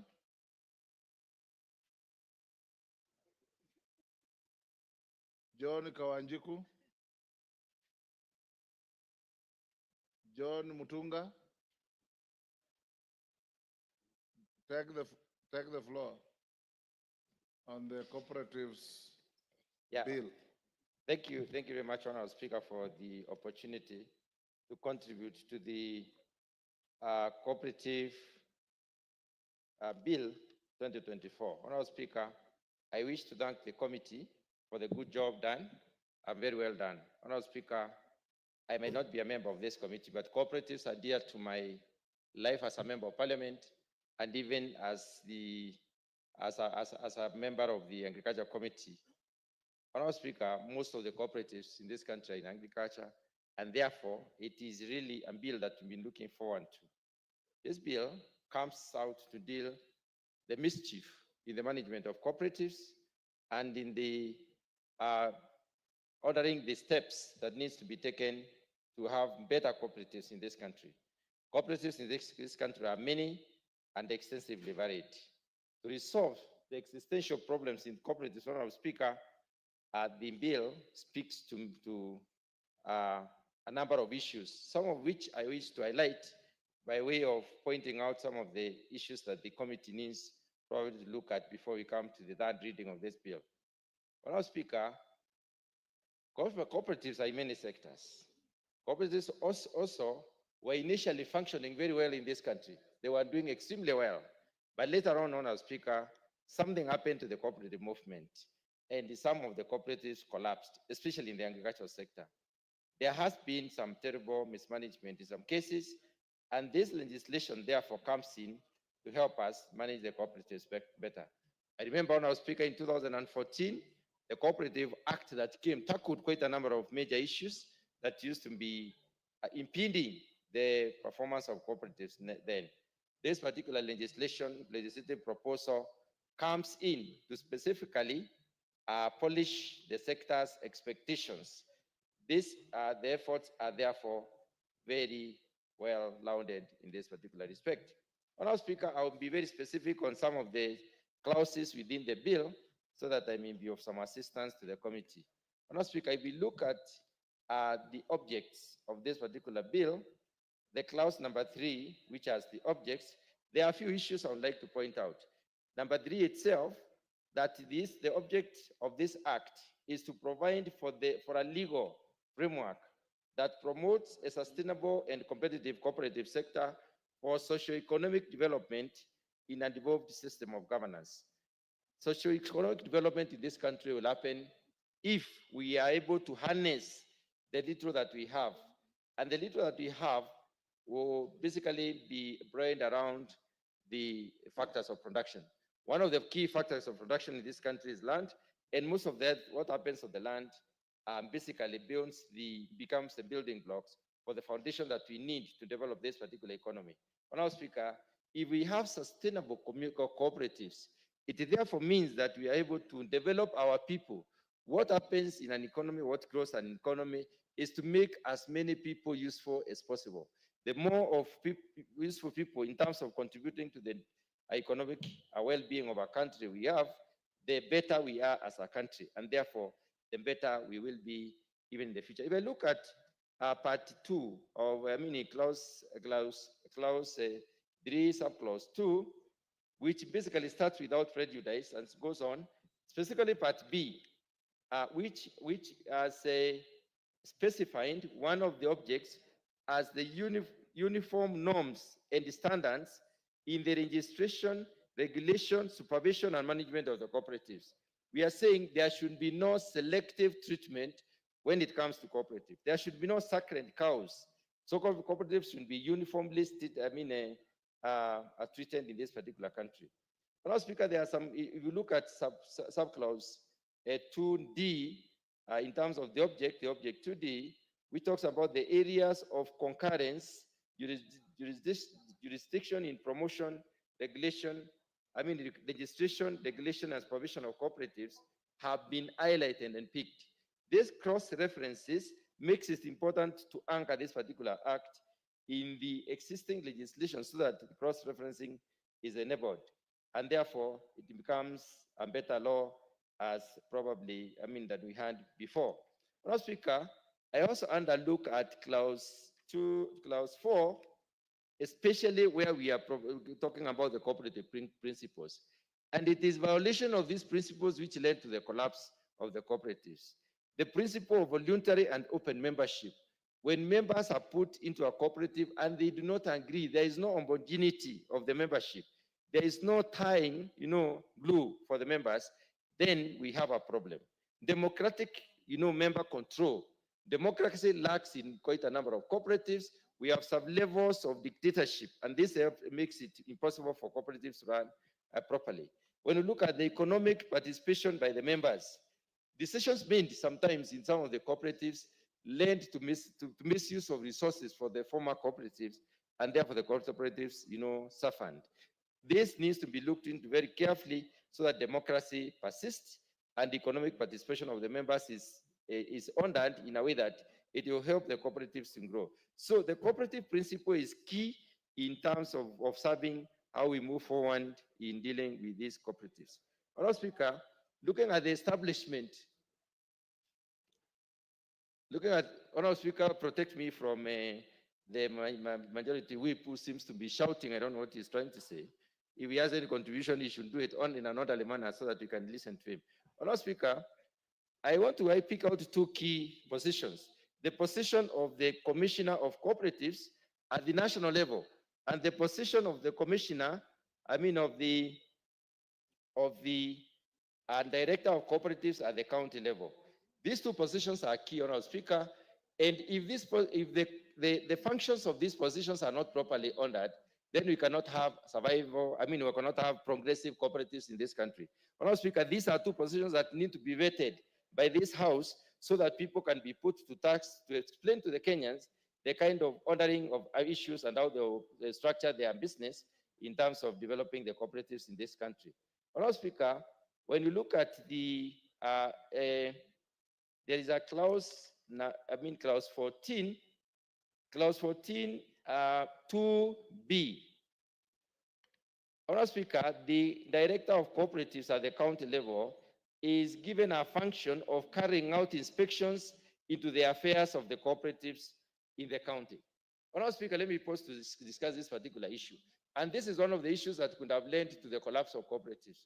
Honourable Speaker, when somebody is given the mandate or the power to inspect cooperatives, and that goes further to give them the leeway to take decisions, and especially decisions these are decisions that lead to the development of those cooperatives. And such a person can revert or reverse such a decision by the leadership of the cooperatives. This is one of the problems that led to the collapse of the cooperatives. Because members of our cooperatives have developed their own strategy, they design their own way of doing business, and they make decisions. Once their decision is affected or changed by an individual who does not even belong to the cooperatives, then it makes the cooperative membership uncomfortable, and therefore it is possible that these cooperatives may not move on as probably expected. Honourable Speaker, I would like to also mention clause number 14. No, that is 14. Clause number 19. Clause number 19. When you look at clause number 19, we have the structure of different cooperatives. The primary cooperatives, the secondary cooperatives, the cooperative federations, and the apex. The fact that we have this tiered arrangement of cooperatives should completely delink it. The honoring should not be be associated with the power to manage the issues of the cooperatives under. In other words, secondary cooperatives should not lord over primary cooperatives. The apex cooperative as union should not lord over the others which are below it. And therefore, it is important for us to take caution on that particular issue. Honourable Speaker, clause 25E, which speaks to the fact that one of the roles of the apex cooperative is to provide mechanism and framework for alternative dispute resolution for the cooperatives. I would like to suggest that, Honorable Speaker, by way of amendment, and probably the committee has looked at this particular issue, dispute resolution should not be in an institution. We should set an embedded body to deal with disputes within the cooperatives so that we do not bring in mischief that probably would lead to problems.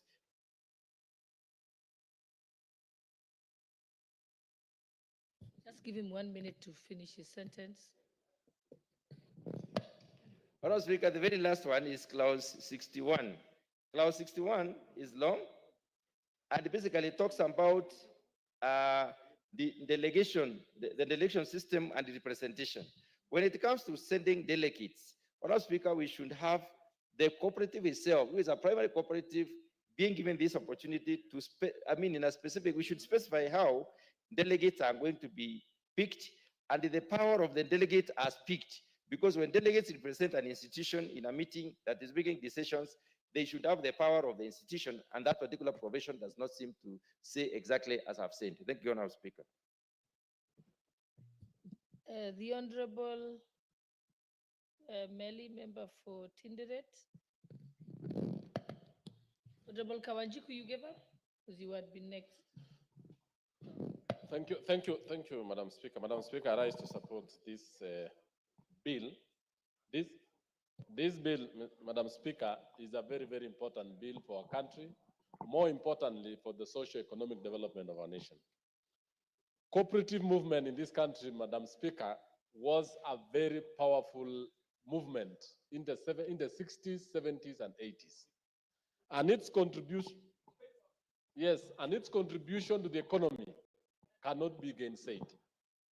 On that particular issue, Madam Speaker, I just want to say that this bill addresses some of the ills that has affected the cooperative sector for long. In my constituency, Madam Speaker, and my county, the cooperative movement is so huge, especially in the coffee sector, the sugar sector, and even in the milk industry. More importantly, it is in the cooperatives or the cooperators themselves who are able, and the parents and the cooperators of the yesteryears were even able to actually come together and be able to buy farm machinery.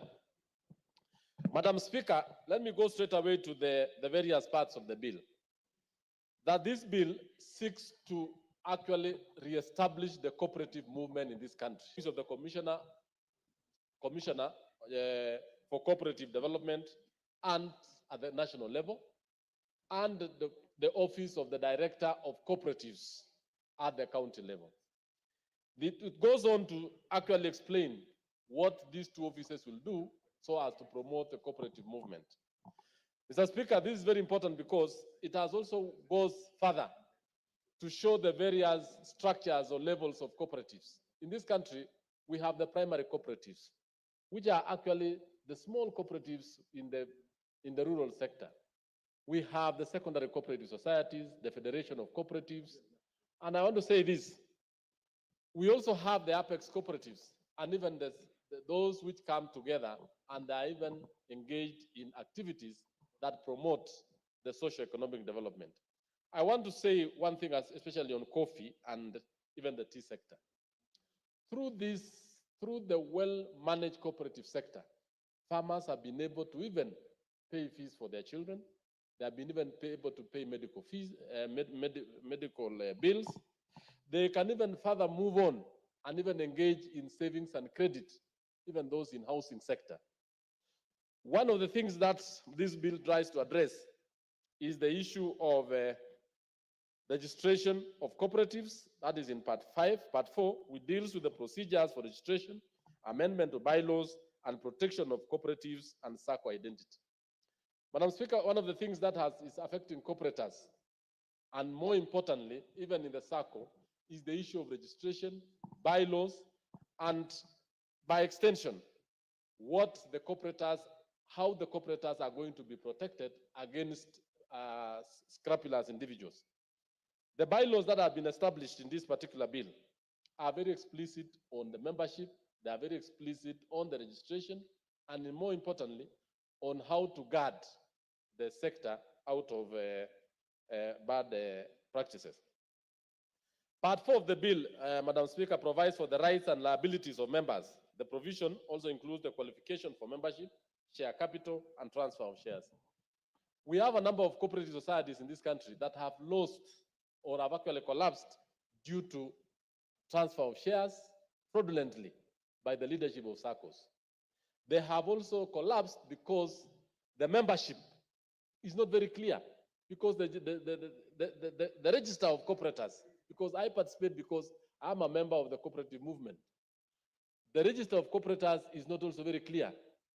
In this case, the individuals who are involved in this, especially the leaders of the society, when a SACCO has been registered, the membership has to be kept in a very good register. It has to be kept by the Commissioner of Cooperatives, and the shares of that particular cooperatives cannot be changed anyhow, which has actually led to some members losing what they have because of that particular lack of clause. Madam Speaker, in part 6 of the bill, part 6 of the bill provides for the duties of cooperatives, which include the responsibility to maintain active fiscal location. Madam Speaker, sometimes we have what we call briefcase cooperatives. They do not have offices, physical addresses. Madam Speaker, there's a lot of importance on a physical address. At times, many people take it for granted why we need a physical office.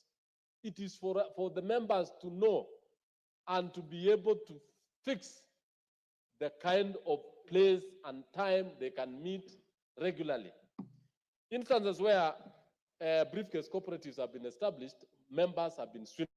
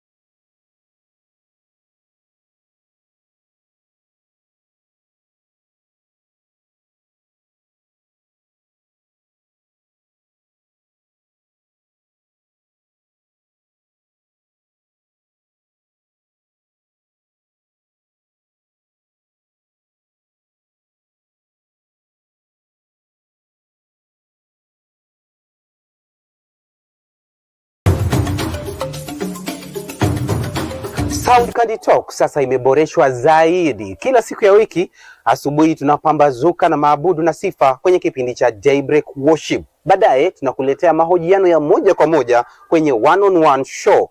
Alafu tunakuletea taarifa zinavyochipuka siku hiyo zikiwa ange kwenye In the News Headlines. Kisha tunaingia bungeni. Viongozi tuliowachagua tuangalie wanafanya nini bungeni. On a daily basis, whenever the House is sitting, meeting. The order paper is here. I take any work that I'm given very seriously. Not have favors. It's not a point because you come from Nyeri. Kisha baadaye usiku tunakutana kwenye Open Forum Political Show, kipindi kinachotadavua na kufafanua makala na taarifa zinazokuhusu zaidi. Sasa hii ndiye time ya kuweka kila mtu question mark one by one.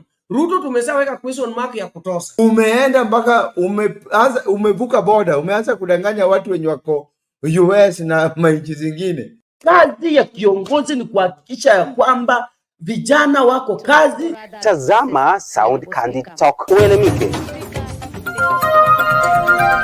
Tukutane Sound Candid Talk.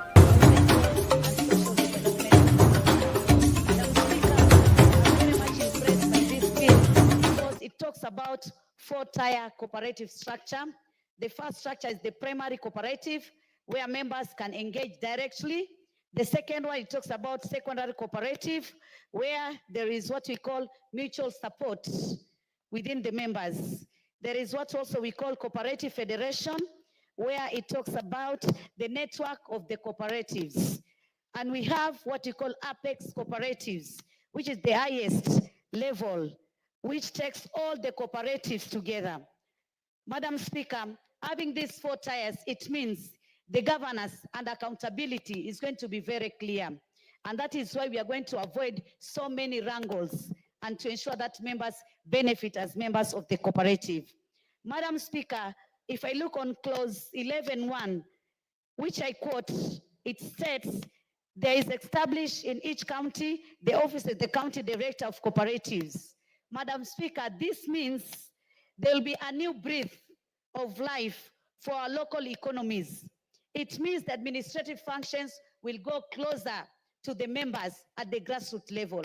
Because, Madam Speaker, when you are talking about devolution, devolution has to go in so many aspects.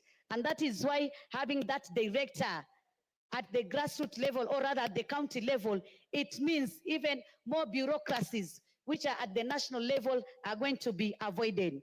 Madam Speaker, if I also look on this bill, clause 62(5)(a), and I want to quote, which says, in constituting its board of directors, a cooperative shall ensure that not more than 2/3 of the directors are of the same gender.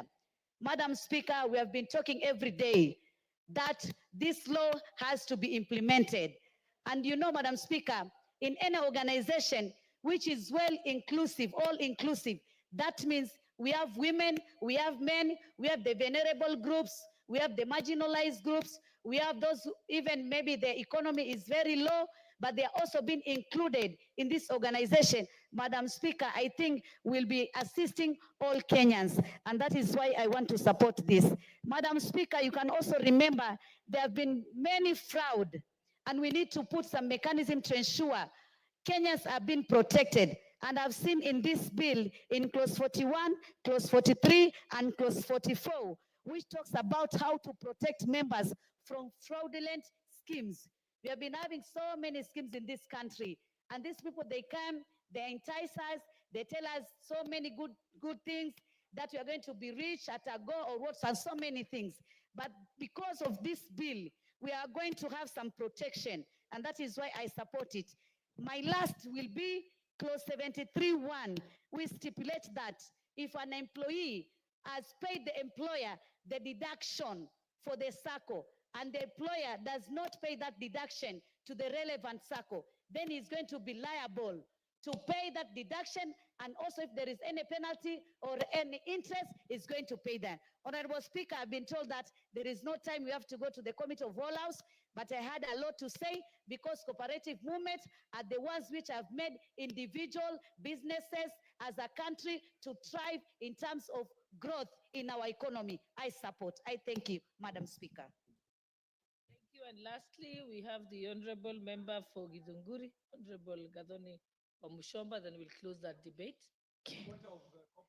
Thank you very much. I'm honored indeed to participate and to be on record that I have supported this bill, because this is what we have been waiting for, Madam Speaker.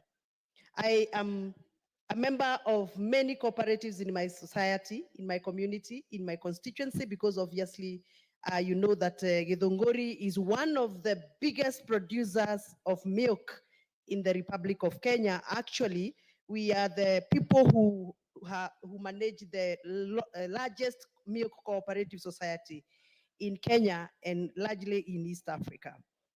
Madam Speaker, if there is anything that has made most of the producer activities in agriculture retrogress, is the mismanagement of producer cooperatives and the death of the sector in that matter. Madam Speaker, there are many cooperatives that owned even many buildings in Nairobi after having made profits in the past. When I was growing up, farmers from Muranga owned the whole of Kirinyaga Road. Farmers from Kiambu were lending other countries money. I remember the Kiambu municipality used to lend Tanzania money that came from producer cooperatives. But something happened along the way, Madam Speaker. People who retired from civil servants, people who are fired for misconduct in government, went down to those producer cooperatives and bribed their way into the management of cooperative societies. And they laundered and stole the money that were meant to grow the cooperative societies and put those cooperative societies to death. As we speak, Madam Speaker, we had a very large cooperative society that owned Imenti House, for example, and many other houses you see down at River Road, near Kikorok Road. And those cooperative societies today, Madam Speaker, they are indebted. They are supposed to be selling off those assets to cover running costs. I am very excited, Madam Speaker, that finally this bill is bringing back the vibrant spirit of cooperative, the successes that we read in our history. Madam Speaker, I am particularly very happy with part 10 of this bill that is going to restrict and limit the borrowing power of people who are going to be entrusted in running the producer cooperatives. In the past, Mr. Speaker, Madam Speaker, there are people who went ahead, borrowed money on behalf of producer cooperatives, and enlisted the assets of such cooperatives and ran away with the loot, only to leave our farmers and our producers desperate and hopeless. I am excited, Madam Speaker, that the accountability and restrictions of loans and investments that are going to be handled by producer cooperatives are going to be limited, and the power to borrow, the power to invest must be accounted for by the cooperative commissioners. Madam Speaker, as I sit down, I am happy that part 11 of this bill has given out a very good way of how cooperative societies are going to amalgamate. In the past, Mr. Speaker, we have had cooperatives deciding on how they are going to divide the cooperative and bring up another fresh cooperative without the blessings of majority of the owners and shareholders of cooperatives. I am happy that finally the spirit of cooperative is going to come back. We need to give our farmers the benefit that it is time for them to go back to their farms, produce as much, because there is a new law that is going to protect their sweat and their energy. I am supporting this bill. I can't wait to see it pass. Thank you very much. Thank you, Honorable Wamushomba. Now let's go to the next order. Sorry, I forgot. Where's the mover? Mover, you may proceed. Okay. Honorable Speaker. Unless you give her your minute. Yeah, with your indulgence, Honorable Speaker, let me allow the Honorable Sabina to, Honorable Sabina. No, Thank you, Madam Speaker, and I want to. No. Honorable, I've only allowed Honorable Sabina to take some of your time. Then, yes, and then you also do it very briefly, and then we can Yes, Madam proceed to Speaker. the next order. Thank you very much, and I want to really thank the mover of this bill. Madam Speaker, I came running because I needed to speak and say I support this bill 100%. Cooperatives, Madam Speaker, originated originally from Muranga, as Honorable Mushomba has mentioned. By the time cooperative society in Muranga County back then in the 60s and 70s could lend money to the national government. So, Madam Speaker, I am so happy that we are going to manage these cooperatives. I stand here to honor one man, the late Mushiri, who was a cooperative officer, who actually became the president of cooperatives in the entire Africa, and he was from Murang'a County, specifically Maragua constituency, specifically Kamahoha village. So, Madam Speaker, as I support, there's only one element, maybe I don't know where the honorable member can add into this bill. We had cooperatives university. Then it was cooperatives college, which strictly trained students on management of cooperatives. And that's why we are having many loopholes, because we turned all our technical institutes, all our colleges to universities, and we diverged from what we were training before. So the move of the bill, as you move, let's see how we can be able to incorporate the training of cooperators so that even the young people can join cooperatives and help their elderly parents in management. I really thank you even for donation of that 1 minute, and I support. Okay, Mover, you may proceed. Thank you very much, Honorable Speaker. Honorable Speaker, I want first to take this opportunity to thank all the honorable members that have contributed to this bill. And Honorable Speaker, to also appreciate the immense support that the honorable members have accorded to this bill, Honorable Speaker. Honorable Speaker, the unison way that this bill has been supported clearly shows that it was really timely. It came in timely, and it really indeed that this is what Kenyans needed at this point in time, especially on matters coming together and putting resources together. Honorable Speaker, as I reply to this bill, I wish to remind the public and even the honorable members that the bill's intent is rooted in under Article 186 of the Constitution, and is part of a broader national cooperative policy whose intent, Honorable Speaker, is to harmonize the cooperative governance across the counties and ensuring uniform standards while respecting the evolution, Honorable Speaker. Because the act that we had, Honorable Speaker, before in regard to the management of the cooperatives, Honorable Speaker, then did not really consider the devolved units. And that is why it's very important that we harmonize this between the counties and the national government and make it easy, of course, for the management, Honorable Speaker. This also, Honorable Speaker, this bill also addresses the issues of the sectoral challenges that arises from the management, from the governance and financial resilience, which of course seeks to improve the cooperative governance by embedding principles of transparency and strong financial oversight, and thereby protecting members' investment. Because we all live in this country, we've seen people coming up, Honorable Speaker, with SACCOs, what they call SACCOs or cooperatives, and they hoodwink the Kenyans whose genuine intent of growing their wealth end up, of course, putting such investments in what they imagine would be positive impacts on growing their wealth, and they end up, of course, having those people steal their funds. And this is really prone in the entire country. This is something that everybody has faced. Some pose as cooperatives,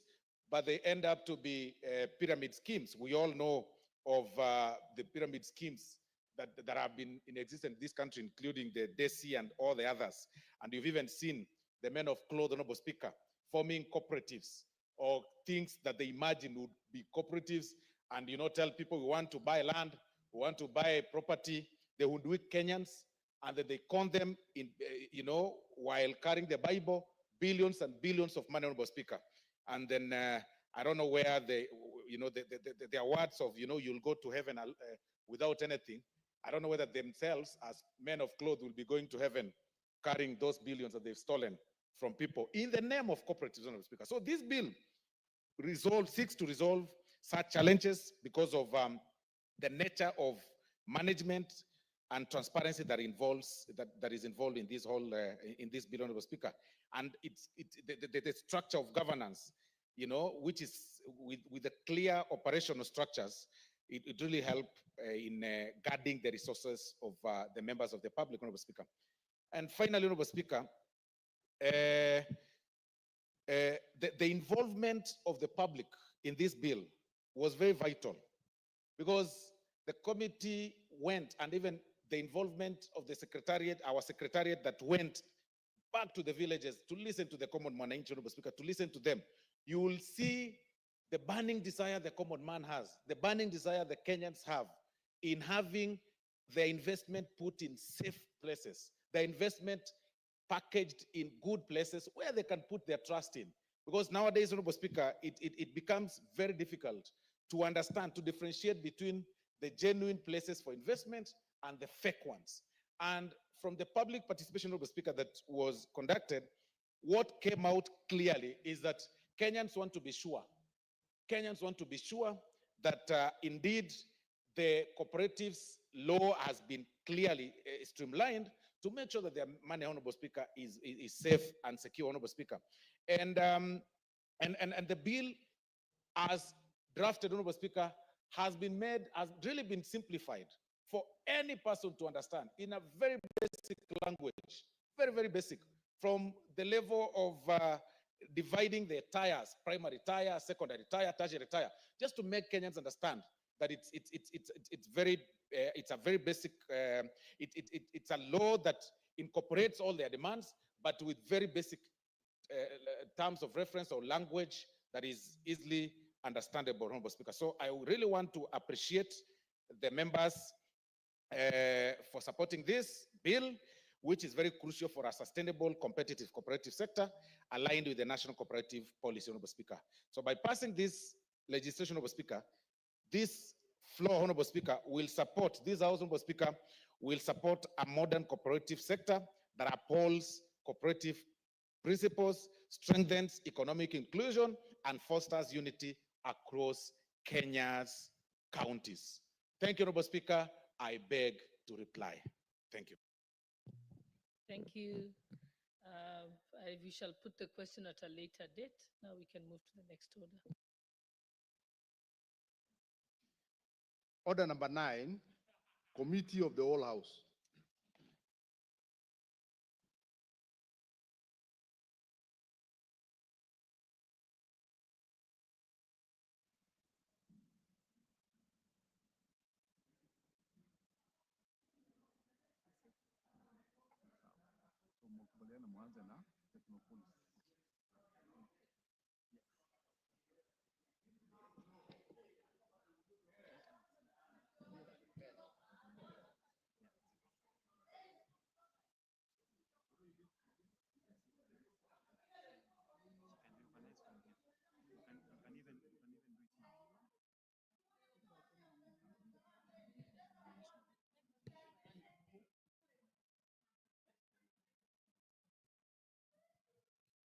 Order, members. Before we start, I'll give the first opportunity to the Honorable Osoro to put on record the reorganization. Thank you very much, Honorable Chair. Honorable Chair, I seek your indulgence and the indulgence of this House to reorganize this order number 9, that we start from Roman 2, the Technopolis Bill, National Assembly Bill number 6 of 2024, and then finish with the coffee bill, Honorable Speaker. So we just swap 2 to 1 and 1 gets to 2, Honorable Speaker. Thank you.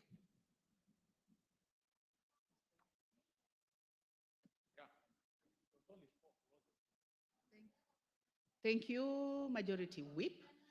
Honorable members, we are in the Committee of the Whole House, and we are starting with the Technopolis Bill, National Assembly Bill number 6 of 2024. Clauses 3 and 4. I propose the question that clause 3 and 4 be part of the bill. Would there be no amendment? I now put the question that clause 3 and 4 be part of the bill. Will as many as have that opinion say aye? Will as many as have contrary opinion say nay? The ayes have it. Clause 5. I put the question that clause 5 be part of the bill. Chairman? Call that again. The lead of the whip had distracted me. Madam Chair, kindly call that again. Clause 5, Chairman. Madam Chair, I wish to move that clause 5 be amended as it's appearing on the order paper And the justification for it is that this amendment now will be aligning with the objective of the bill to position a Technopolis as a premier destination for the technology-driven business, research institutions, and innovation ecosystems, and support development of Kenya's knowledge-based economy. And further, the other terms have been amended to ensure that the technical definitions like high technology and Technopolis is to ensure that the technical definitions are closely aligned with the common usage of the ICT sector and the best practices, Madam Chair. Thank you, Chair. I now propose the question that clause 5 be amended as proposed by the Chair. Honorable Wilberforce Oundo, member for Funyula? No interest in that. I now put the question that clause 5 be amended as proposed by the Chair. Will as many as have that opinion say aye? Aye. Will as many as have a contrary opinion say nay? The ayes have it. I now put the question that clause 5 as amended be part of the bill. Will as many as have that opinion say aye? Aye. Will as many as have a contrary opinion say nay? The ayes have it. Clause 6. I propose the question that clause 6 be part of the bill. Chairman? Madam Chair, I propose that clause 6 be amended as appears on the order paper. And Madam Chair, we are doing this because the bill provides for bylaws and guidelines, and this amendment is to delete the word bylaws. The two words as appear in the bill already imputed in the broader term of administrative guidelines, and the amendment seeks to remove the repetition, Madam Chair. Thank you, Chairman. I now put the question that clause 6. I now propose the question that clause 6 be amended as proposed by the Chairman. Any interest in this? I now put the question that clause 6 be amended as proposed by the Chair. Will as many as of that opinion say aye? Aye. Will as many as of a contrary opinion say nay? The ayes have it. I now put the question that clause 6 as amended be part of the bill. Will as many as of that opinion say aye? Aye. Will as many as of a contrary opinion say nay? The ayes have it. Clause 7. I propose the question that clause 7 be part of the bill. Chair, the Honorable Dr. Ojambo Oundo. Honorable Chair, I propose that clause 7 be amended as indicated in the order paper, and the principal aim of the amendment is on 1E, that after the word appearing cabinet secretary, we include through a competitive recruitment process to allow the process to be open and not just basically amount to cherry picking or for the cabinet secretary to pick members of their own choice. And I can say, Honorable Chair, again, the same is buttressed by the new subclause 6. So I just wanted, if the chair would agree, we just buttress it and make the process to be more competitive, so that you see, the cabinet secretary does not just pick anybody feels like, but there must be a competitive process. This is ICT, and it will be less costly because you can use the website, you can do what members apply. So to be a semblance of a competitive recruitment process for the members where the cabinet secretary is allowed to appoint in the board of directors. Thank you, Honorable Chair. I propose the question that clause 6 be amended, clause 7 be amended as proposed by the Honorable Oundo. Chair. Honorable Chair, I have additional amendments that I would want to do to clause 7, and it is as they appear on the order paper. And the justification is because this is an emerging technologies space. Honorable Chair, we will first of all exhaust the amendment by the Honorable Ojambo Oundo. We would like to have your views on the amendment. Do you agree? Are you in support? Madam Chair, we are in support with the amendments presented by Dr. Oundo. Kindly. The Honorable Mishimboko, Commissioner. Yeah, thank you, Madam Speaker. Madam Speaker, I also want to support what Honorable Oundo has made in terms of amendment, because apart from being competitive, it will also ensure accountability and transparency. I support.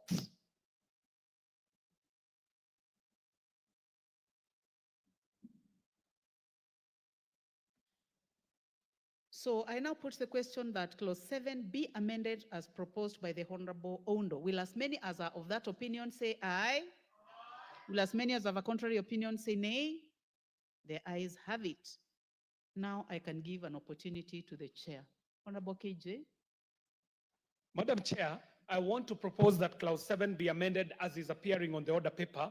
And the justification for this, Madam Chair, is that we all understand that technopolises in themselves are going to be superintending over emerging technologies. And as such, a requirement for such extensive work experience in leadership and management might block out very good young and youthful talent. The amendment further seeks to provide certainty on the need for diversity on the composition of board members. Madam Chair, I move. Thank you. I now propose the question that clause 7 be amended as proposed by the Honorable Chairman, the Honorable KJ. Yes, the Honorable Ondo. Thank you, Honorable Chair. I truly want to lend my support to the amendments because this is a realm of the young people. We, the old hog, should remain analog and mind our business in analog. Further, Honorable Speaker, when you look at the new number 6 and 7, it really now takes care of all spheres of this society. I support, Chair. Thank you. I now put the question that clause 7 be further amended as proposed by the Honorable KJ. Will as many as have that opinion say aye? Will as many as have a contrary opinion say nay? The ayes have it. I now put the question that clause 7 as amended be part of the bill. Will as many as have that opinion say aye? Will as many as have a contrary opinion say nay? The ayes have it. Clause 8. I propose the question that clause 8 be part of the bill. Chair. Madam Chair, it is my proposal that we amend clause 8 as is appearing on the order paper. And the justification for this, Madam Chair, is that this bill, as proposed, had omitted to provide for the criteria for the vacation from office of the chairperson of the board, and the amendment seeks to provide a remedy for that same. Madam Chair, I move. Thank you. I propose the question that clause 8 be amended as proposed by the chair. Honorable Mishi, is your interest in this? I just want to support because it is in order. We need to have criteria. We cannot just do things haphazardly. We need to have some rules and regulation. So it is okay. I support. Thank you. I now put the question that clause 8 be amended as proposed by the chair. Will as many as have that opinion say aye? Will as many as have a contrary opinion say nay? The ayes have it. I now put the question that clause 8 be as amended be part of the bill. Will as many as have that opinion say aye? Will as many as have a contrary opinion say nay? The ayes have it. Clauses 9, 10, 11, 12, 13, 14, 15, 16, and 17. I propose the question that clause 9, 10, 11, 12, 13, 14, 15, and 16 be part of the bill. There being now amendment, I now put the question that clauses 9, 10, 11, 12, 13, 14, 15, 16 be part of the bill. Will as many as have that opinion say aye? Will as many as have a contrary opinion say nay? The ayes have it. Clause 17. I propose the question that clause 17 be part of the bill. Chairman. Madam Chair, I propose that this clause 17 be amended the way it appears on the order paper. And the justification for this, Madam Chair, is that the bill is amended to provide an additional feature of technopolises to incorporate not just national, but also global challenges that may appear. And I want to give a little credit to the member Farah, who is also sitting in the presidium, for noting that technopolises exist as technopolis, if it is one, and technopoli and technopolises in majority. Thank you very much, Madam Chair. Honorable Farah Maalim. Honorable Maalim. Honorable Maalim. I concur and I support the chair in this amendment. Thank you. I now propose the question that clause 17 be amended as proposed by the chair. Honorable Undo. Chair, I support, the jargons being used are so high sounding, they are scary. Please come back down to where we are. but I support. I put the question. I now put the question that clause 17 be amended as proposed by the chair. Will as many as have that opinion say aye? Will as many as have a contrary opinion say nay? The ayes have it. I now put the question that clause 17 as amended be part of the bill. Will as many as have that opinion say aye? Will as many as have a contrary opinion say nay? The ayes have it. Clauses 18, 19, 20, 21, 22, and 23. I propose the question that clauses 18, 19, 20, 21, 22, and 23 be part of the bill, and there be no amendment. I now put the question. On 21. Honorable Chair, that will come later. I now put the question that clauses 18, 19, 20, 21, 22, and 23 be part of the bill. Will as many as have that opinion say aye? Will as many as have a contrary opinion say nay? The ayes have it. Clause 24. I propose the question that clause 24 be part of the bill, Chair. Madam Chair, my proposal is that clause 24 be amended as it is appearing on the order paper. And this is so that the proposed subclause is provided for to enhance the substantive and procedure of due process that seeks to require the authority to notify an applicant of any refusal to issue a permit. Madam Chair, I move. Thank you, Chair. I propose the question that clause 24 be amended as proposed by the chairman. I now put the question that clause 24 be amended as proposed by the chair. Will as many as have that opinion say aye? Will as many as have a contrary opinion say nay? The ayes have it. I now put the question that clause 24 as amended be part of the bill. Will as many as have that opinion say aye? Will as many as have a contrary opinion say nay? The ayes have it. Clauses 25, 26, 27, 28, 29, 30, 31, 32, and 33. I propose the question that clause 25, 26, 27, 28, 29, 30, 31, 32, and 33 be part of the bill. There be no amendments. I now put the question that clauses 25, 26, 27, 28, 29, 30, 31, 32, 33 be part of the bill. Will as many as have that opinion say aye? Will as many as have a contrary opinion say nay? The ayes have it. Clause 34. I propose the question that clause 34 be part of the bill, Chair. Honorable KJ. Madam Chair, I move that clause 34 be amended as is appearing on the order paper.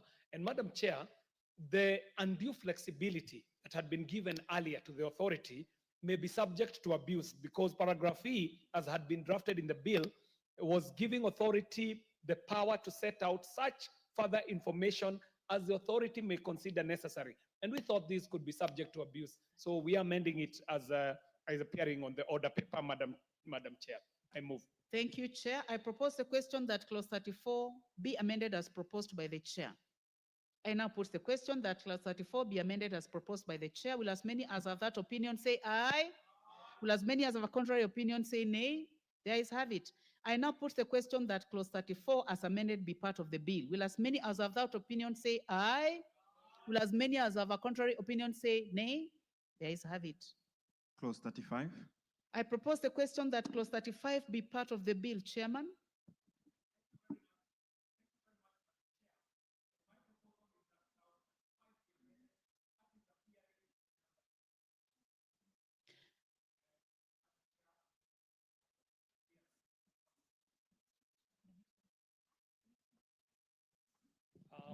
I'm depending on my tab here, so let me use this one. Madam Chair, it is my proposal that we amend clause 35 as is appearing on the order paper. And why we are doing this, Madam Chair, is because the review and appeal clause provides an internal dispute resolution mechanism of the first instance before the aggrieved parties elect to go to the courts of law. Madam Chair, I move. Thank you. I propose the question that clause 35 be amended as proposed by the chair. Honorable Professor Undo. Chair, please, you see, when you delete the clause 35 in entirety and replace it in what you have provided here, yet in the bill, clause 35 had two parts, and part 2 provided for the timelines in which to make the decision. Are there any internal mechanism to ensure, as it has been contemplated here, that that review is made and communicated to the applicant within 30 days of receipt of the request. Thank you, Chair. Chairman, Honorable KJ. Madam Chair, we can retain the timelines, but provide for these remedy, Madam Chair, so that what we are doing is getting rid of the 35(1) is what we are replacing with the amendment, and then we are able to retain 2 so that we keep the timelines as within 30 days of receipt of request. And thank you very much, Daktari.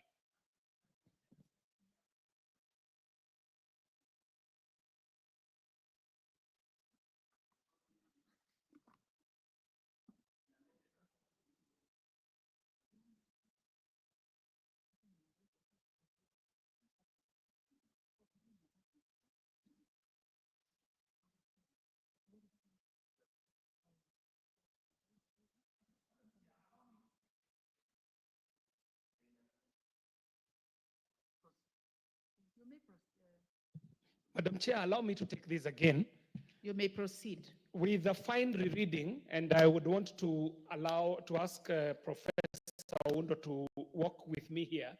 The provisions that we are giving is for an internal mechanism of dispute resolution that will in itself take care of the timelines, Dr. Oundo. So kindly let's delete 35 and replace it with the amendment as appears on the order paper.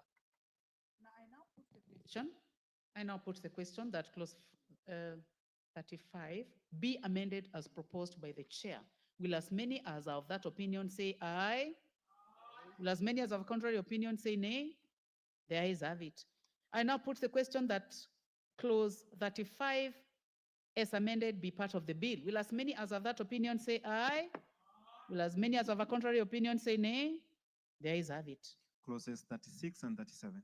I propose the question that clause 36 and 37 be part of the bill, and there be no amendment. I now put the question that clause 36 and 37 be part of the bill. Will as many as have that opinion say aye? Will as many as have a contrary opinion say nay? The ayes have it. Clause 38. I propose the question that clause 38 be part of the bill, Chairman. Madam Chair, it is my proposal that clause 38 be amended as it is appearing on the order paper. This proposed amendment provides a useful sanction in restricting an activity as an enforcement measure for violation, which may have been inadvertently omitted in the bill. Madam Chair, I do move. Thank you, Chair. I propose the question that clause 38 be amended as proposed by the chair. I now put the question that clause 8 be amended as proposed by the chair. Will as many as have that opinion say aye? Will as many as have a contrary opinion say nay? The ayes have it. I now put the question that clause 38 as amended be part of the bill. Will as many as have that opinion say aye? Will as many as have a contrary opinion say nay? The ayes have it.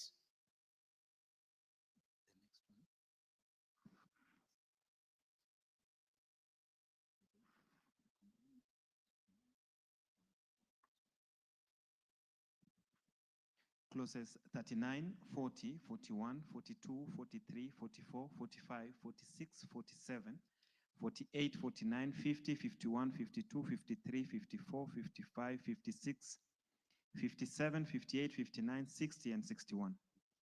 Thank you. I propose the question that clauses 39 to 61 be part of the bill. And there be no amendment, I now put the question that clauses 39 to 61 be part of the bill. Will as many as have that opinion say aye? Will as many as have a contrary opinion say nay? The ayes have it. Clause 62. I propose the question that clause 62 be part of the bill, Chairman. Madam Chair, allow me to move that clause 62 be amended as it appearing on the order paper. And the proposed amendment is seeking to clarify that the subclauses 1 and 2 are distinct and severable in terms of providing for the incentives that extend to the technopolis. I move, Madam Chair. Thank you, Chair. I propose the question that clause 2 be amended as proposed by the chairman. Honorable Wilberforce Oundo. Honorable Silvana Sosoro. Honorable Mishimboko, Commissioner.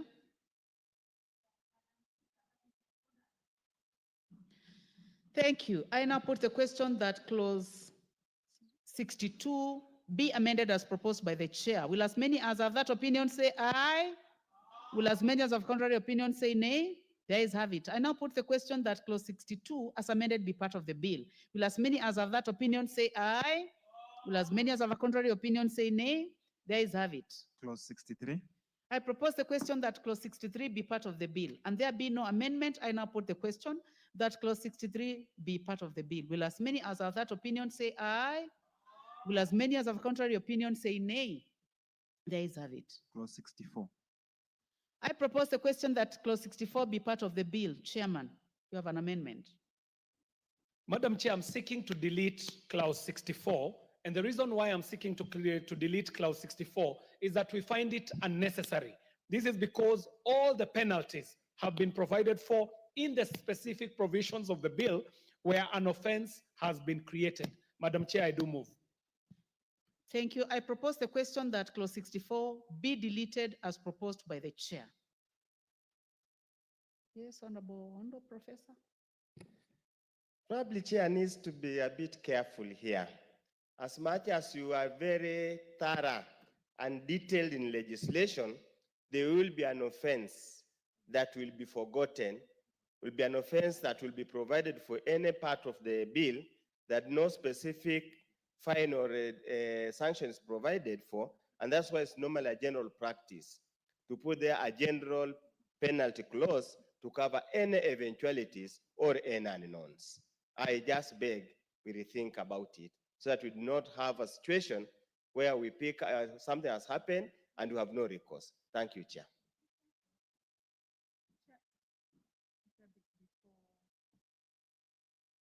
Before we come to you, I'll go to the Honorable Gishimo. Member for Gishogo. 142. Yeah, we are trying to trace you. We'll get you right now. Thank you, Honorable Chair. I think I support the chair since where a penalty, where an offense or where there's an offense, it has to be prescribed in the law. And there's no need of legislating in vain. And if there are offenses that may not be covered under the Act, then there will also be an opportunity by the CS to do regulations and provide for more penalties. So I believe he is in order to delete a provision that is already in the Act in vain. Good. Honorable Zamzam. I also want to support Mr. Chair, given that the penalty is also very harsh, 5 million and 5 years in jail. I think maybe we can replace with the, something that is reasonable. And maybe if you can get in the other laws, then we are good to go. We can delete it. Thank you, Madam Chair. Thank you. The Honorable Dr. Mutunga. Chair, bearing in mind that as Chairman has said, they were very thorough. They have looked through the bill intensively, and they are sure that all the penalties have been provided for. I think it will be in order to delete. Thank you very much. Then lastly, the chair, can we proceed? Madam Chair, we did take time. We burnt the midnight oil to give provisions for offenses that may occur. And in fact, the justification for the deletion of this is that, Madam Chair, a general penalty opens it up for so many opportunities for abuse. And it was the thinking of our committee that if there's another offense that is not thought of, it can live in a subsidiary regulation, not in the Mother Act, because the Mother Act does generally cover all foreseeable offenses. And if there was any of the nature that the professor is talking about, we believe that that can live in a subsidiary law. Thank you very much, Madam Chair, so that we do not legislate in vain. The Honorable Mishimboko.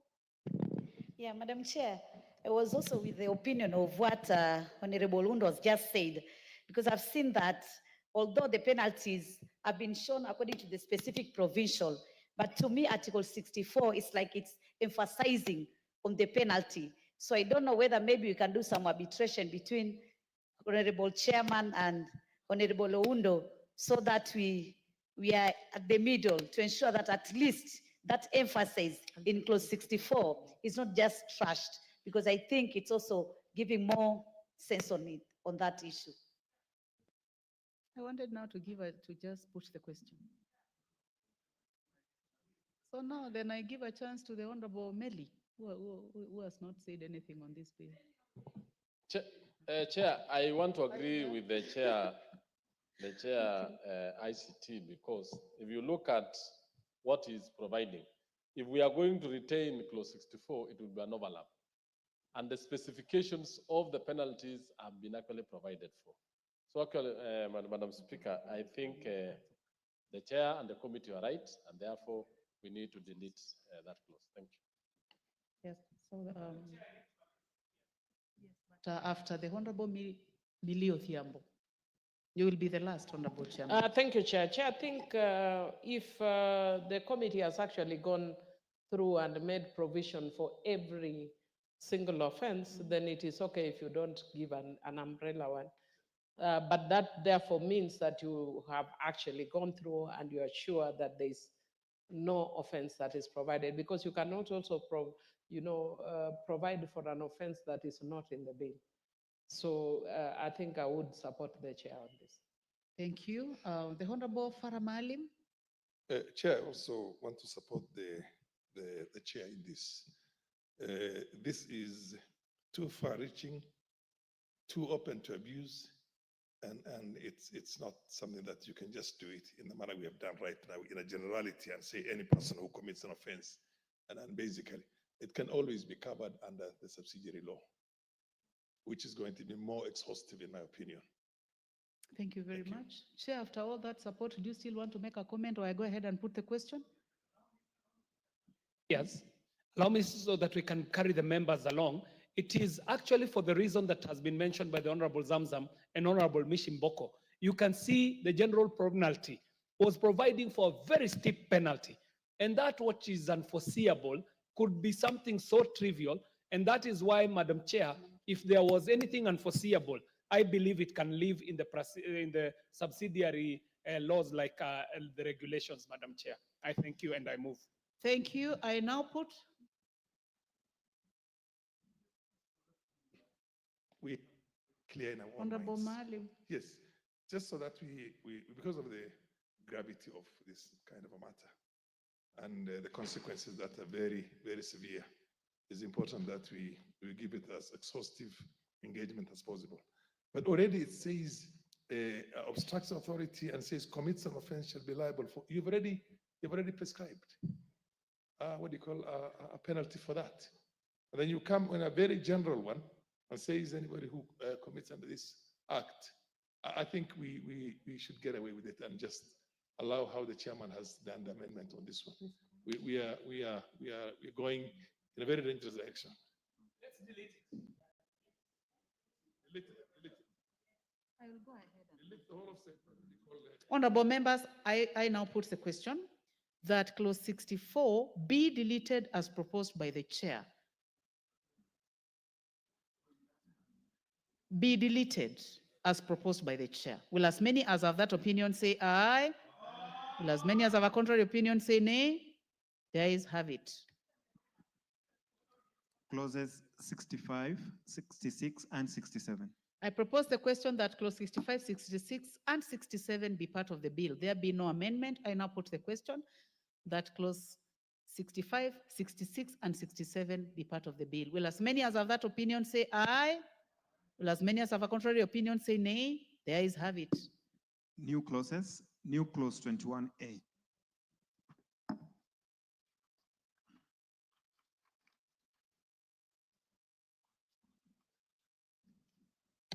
I call upon the mover now to move second reading for this new clause. Madam Chair, allow me, because this is a new clause, to read it in its entirety. I am proposing that the bill may be amended by inserting the following new clause immediately after clause 21. And this is a clause on the Museum of Science and Technology in a Technopolis. Madam Chair, it should now read as 21A. The authority shall establish and manage a museum. Madam Chair, kindly protect me or provide for.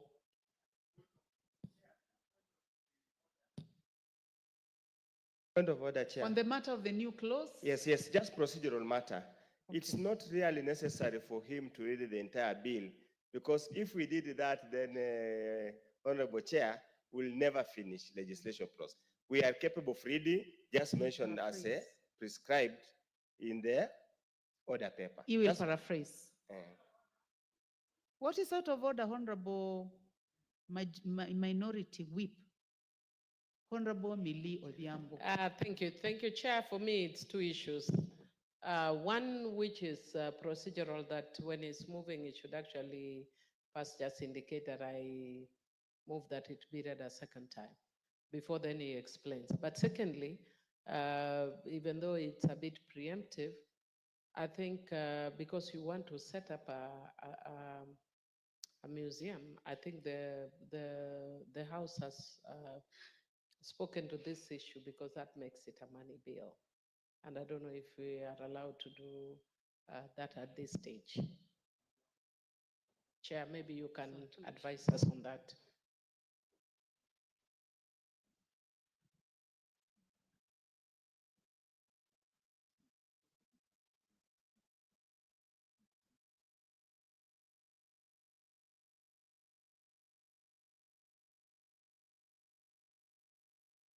They have gone through the office of the Speaker and they have been brought to the Committee of the Whole House.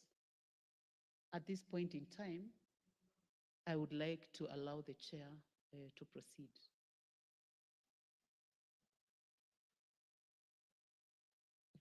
Madam Chair, the amendment here is to bring in this.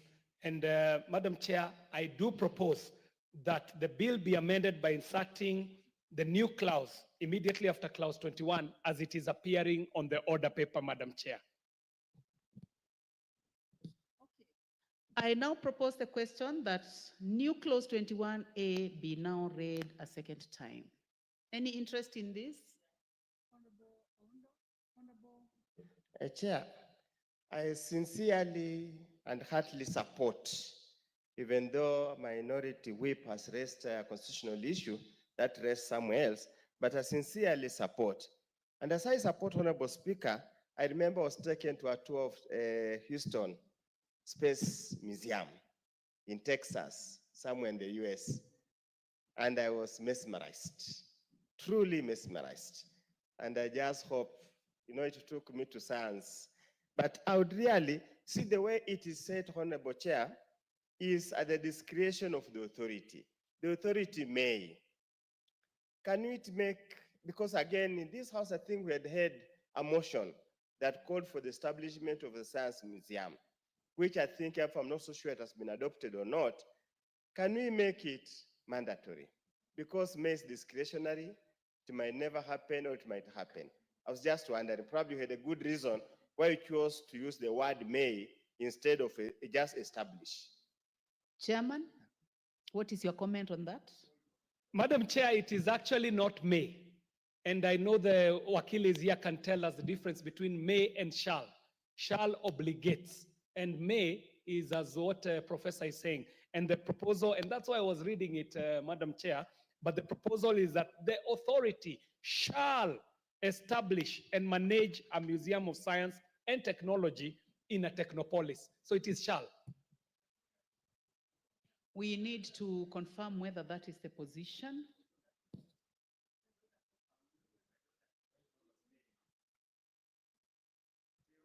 Reads may, unfortunately. I'm going to give a chance to the chair to consult 2 minutes. Yeah, please, the other paper reads may.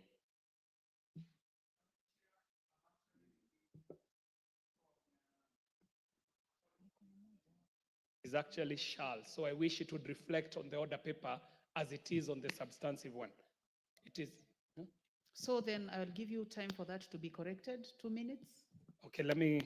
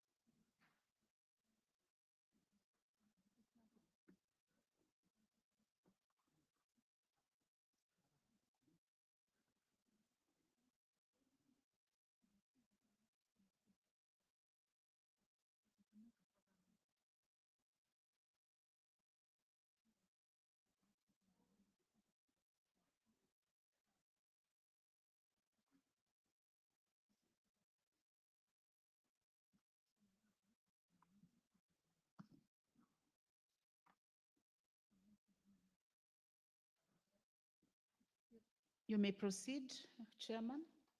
Madam Chair, I thank you for the magnanimity and thank you very much, members. And what I will do, Madam Chair, for us to be able to have a tidy process, allow me to move it as further amended so that it reads that the authority shall establish and manage a museum of science and technology in a technopolis. And in that way, it even covers what the Honorable Professor Undo is saying. Madam Chair, I propose to move as further amended.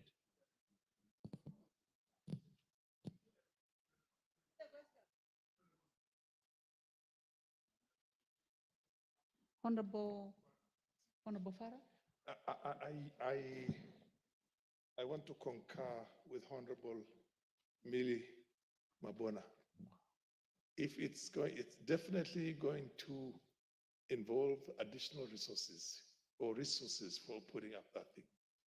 And I think it's easy for anybody who is a busybody to contest that. And in any case, the shall itself on matters of developmental, which is a progressive thing, even if you put it shall, then determine when will that shall be.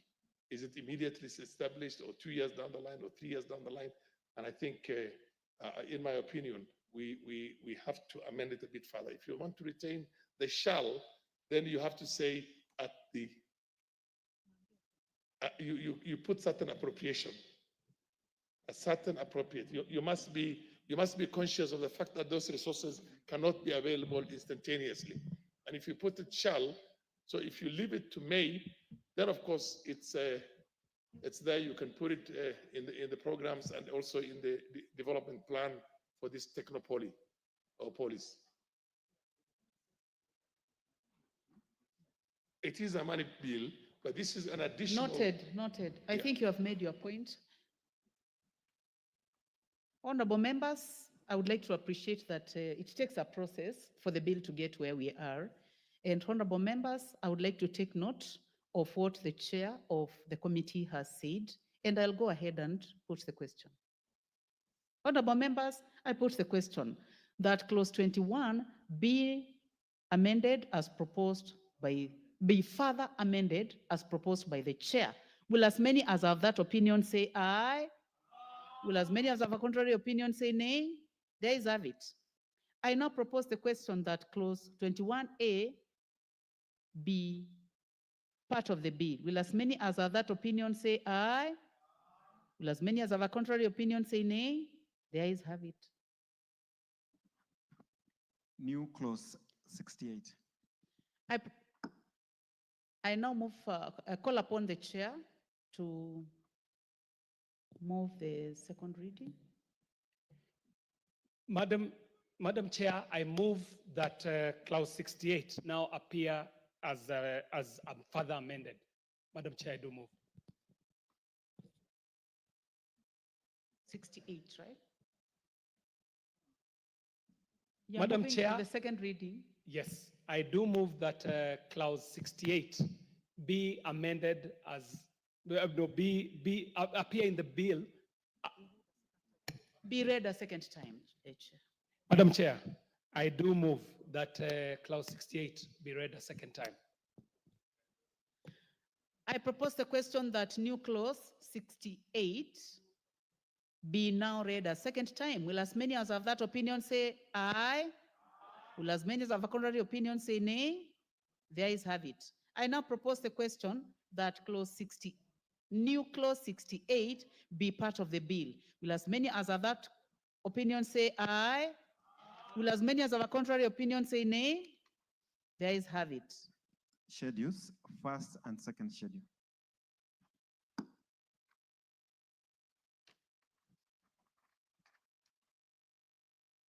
I propose the question that the first and the second schedule be the schedule of the bill. Will as many as have that opinion say aye? Will as many as have a contrary opinion say nay? There is have it.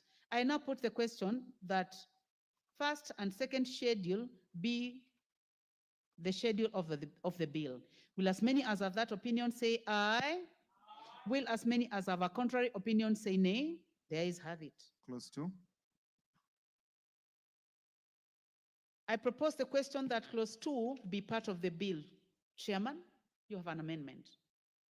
Madam Chair, I'm moving to amend clause 2 as is appearing on the order paper. And why we are doing this, Madam Chair, is because the Technopolis bill will also be establishing a science museum, and therefore it is important to define the term museum. The amendment seeks to provide for the establishment of a science museum in a technopolis, and the science museum will serve as a hub and an interactive space where Kenyans can appreciate the advancements in science and technology. The museum will also provide an avenue for recognizing the role of science and indigenous technologies, Madam Chair, and Kenya's contribution, and indeed Africa's contribution to the development of science, technology, and innovation. Madam Chair, I do move. Thank you. I propose the question that clause 2 be amended as proposed by the chair. The Honorable Wilberforce Oundo. Chair, I'm not so sure the definition of technopolis, especially the last part that says and includes the Konza technopolis. I thought Konza technopolis, just like any technopolis, would apply to be registered as technopolis. Why are you, from the very first instance, safeguarding or protecting in the act? Would you just leave it? And I hear very tough words here, sophisticated, cutting edge. Good. Chairman? Madam Chair, there is very good reason why we are doing this. Is because while this bill seeks to set up many more technopolises around the country, Konza Technopolis already exists, and it also exists under the Konza Technopolis Development Authority, which we are retiring with this bill, so that Konza Technopolis does not hang nowhere. It is why the Konza Technopolis is singled out and mentioned in this instance. Thank you very much, Madam Chair. So, honorable members, I proceed to put the question. I now put the question that clause 2 be amended as proposed by the chair. Will as many as have that opinion say aye? Will as many as have a contrary opinion say nay? The ayes have it. I now put the question that clause 2 as amended be part of the bill. Will as many as are of that opinion say aye? Will as many as have a contrary opinion say nay? The ayes have it. Title. I propose the question that the long title be the title of the bill. Chairman? Madam Chair, I'm rising to propose that the long title of this bill be amended by inserting the word establishment immediately after the words a framework for the. And the reason for this, Madam Chair, is because this addition of the word establishment in the long title of the bill seeks to enhance the clarity that the bill seeks to guide on the establishment of technopolises. Thank you very much, Madam Chair. Thank you. I put the question that the long title be amended as proposed by the chair. I now put the question. I now put the question that the long title be amended as proposed by the chair. Will as many as have that opinion say aye? Aye. Will as many as have a contrary opinion say nay? The ayes have it. I now put the question that the long title as amended be part of the bill. Will as many as have that opinion say aye? Will as many as have a contrary opinion say nay? The ayes have it. Clause 1. I propose the question that clause 1 be part of the bill, and there be no amendment. I now put the question that clause 1 be part of the bill. Will as many as are of that opinion say aye? Will as many as have a contrary opinion say nay? The ayes have it.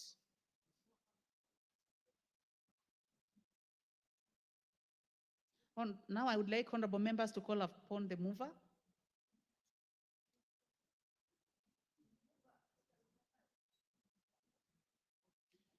Thank you very much, Honorable Speaker. Honorable Speaker, Honorable Chairperson, I beg to move that the committee do report to the House its consideration of the Technopolis Bill, the National Assembly Bill number 6 of 2024, and its approval thereof with amendments.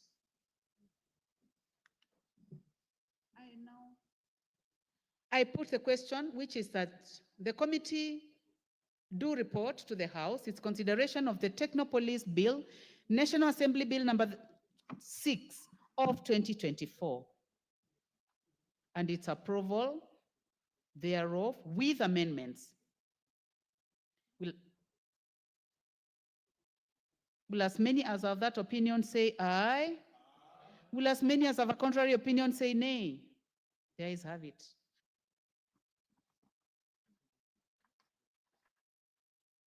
Honorable members, now we have finished the Technopolis Bill, National Assembly Bill number 6 of 2024. And we are now going to move to the Coffee Bill, Senate Bill number 10 of 2023 by the Majority Leader as a co-sponsor.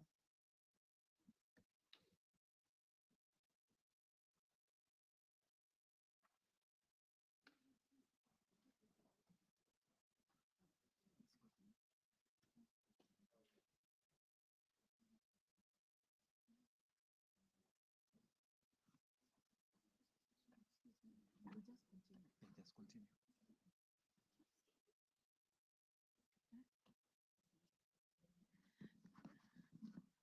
Thank you, honorable members, for your patience. Honorable members, now we are starting the Coffee Bill, Senate Bill number 10 of 2023.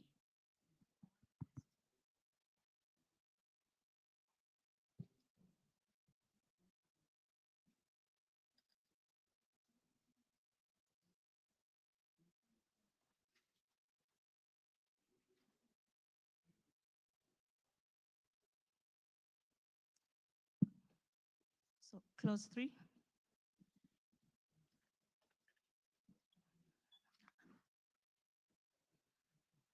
Thank you, honorable members. I propose the question that clause 3 be part of the bill. This clause as an amendment, honorable chair. Honorable chair, do we give you some time to reorganize yourselves? Yes, the chair, agriculture.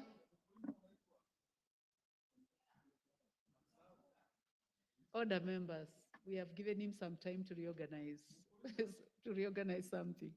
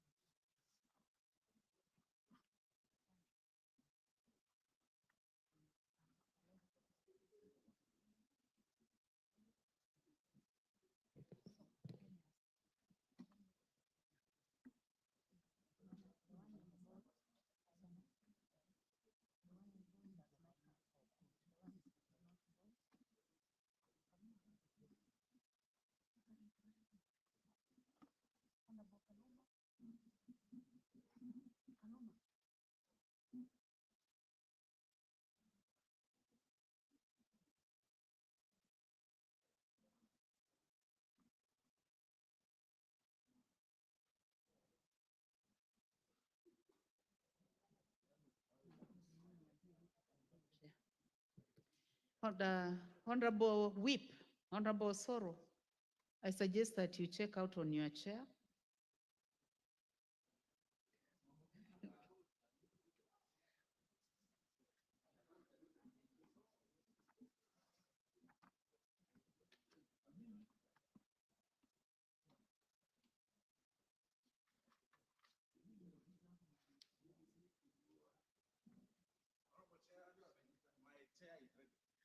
Okay, thank you. So I propose the question that clause 3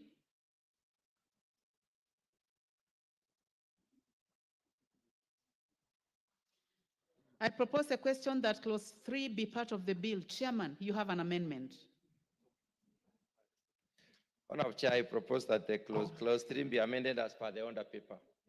The reason being that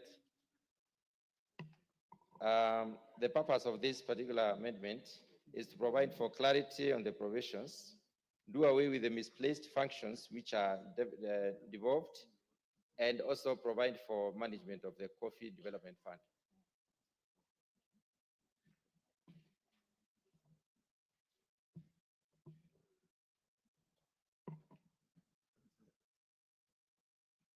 Honorable members, I propose the question that clause 3 be amended as proposed. Yeah, proceed, Honorable. Chair, I thank you for this. I really want to have the chair to come out clearly, especially on the issue of why he's saying that what is devolved and what is not devolved, so that we are clear on this particular thing, because the amendment in 3 is not clause 3A, more specifically, so that we get to know what's happening. Yes, the Honorable Ishimo. Chair, I support these amendments because they are actually giving clarity. If you look at clause 3F, promote evidence as per the original bill, promotes evidence-based coffee research. You know, that's a bit ambiguous, but when the committee proposes that promotion of coffee research and training for the development of the coffee sector, that is very clear. But the evidence-based might also call for other factors to provide or to give that evidence, which is not necessary. So I support. Anybody else? The Honorable Muchomba. Thank you, Chair. I rise to just support the Chairman's proposal. It is imperative that we get to know the details that you make, to put details that you make the processes of making sure we get quality coffee in place. So I support what the Chairman is proposing, and I'm excited that we are now debating coffee bill. Fair enough. There have been any other member interested in this. I now put the question that clause 3 be amended as proposed. As many of that opinion say aye. As many of the contrary opinion say nay. The ayes have it. I now put the question that clause 3 be amended, as amended, be part of the bill. As many of that opinion say aye. As many of the contrary opinion say nay. The ayes have it. Clauses 4 and 5. I propose the question that clauses 4 and 5 be part of the bill.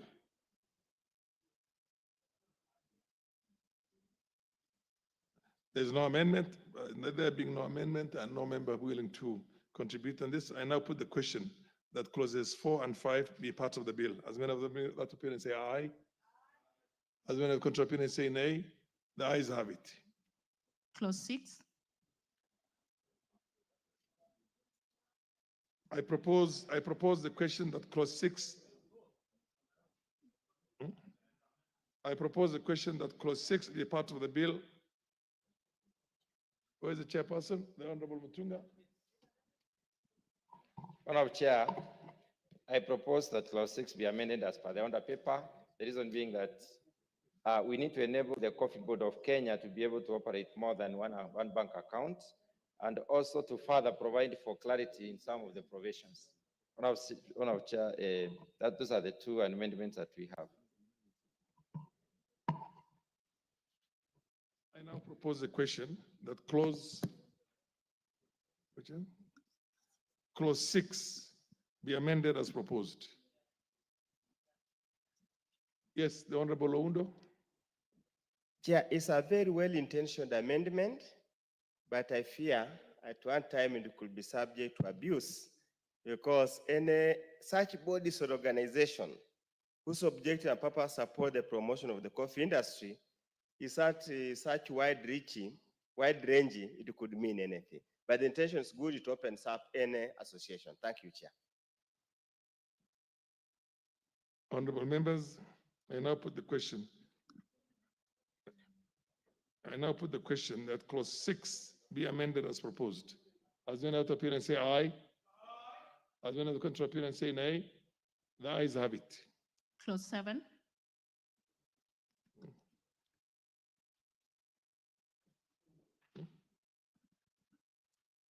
I now put the question that clause 6 as amended be part of the bill. As many of that appear and say aye. As many of the contrary appear and say nay. The ayes have it. Clause 7. I propose the question that clause 7 be part of the bill. Chair? Thank you, Chair. We have a number of amendments on clause 7. As per the order paper, Honorable Chair, these amendments come in to ensure that all relevant stakeholders are represented in the board by including the Principal Secretary for Treasury as a representative of the smallholder and large-scale coffee growers in the board, a nominee of the cooperative societies, and a representative of the millers and traders, to include additional members of the board in the list of those who should be appointed by the Cabinet Secretary, and also to ensure that there is gender balance in the membership of the board. Honorable members, I now propose the question that clause 7 be amended as proposed. Yes, Gichimo, Honorable Gichimo. Well, I support the other amendments under 7, but I'm opposed to the amendment under subclause 1, 2, clause 7, 1, 2, whereby it is indicating that it is seeking to substitute two persons of the opposite gender. Order. Honorable Mutunga, there are issues on the amendment and you're engaged in another conversation. Yes. Please listen to, yes. Proceed, start all over again.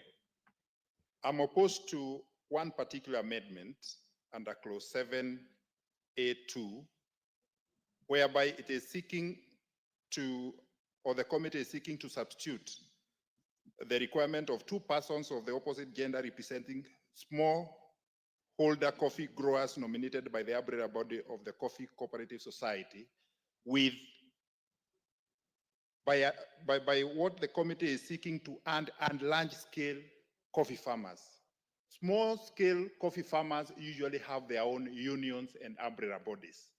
But when you say that and large-scale coffee growers, we do not have any union, and if there is any, then that gives a conflict. Now, who nominates?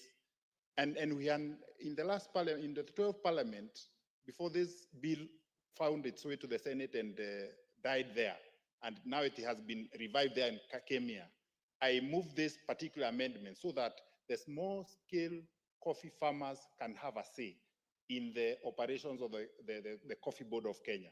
So I believe we should leave it as it were, so that it is very clear, because who now nominates? Is it the large-scale farmers or the small-scale farmers? And I believe this is the space the small-scale farmers in these countries have been missing for a long time.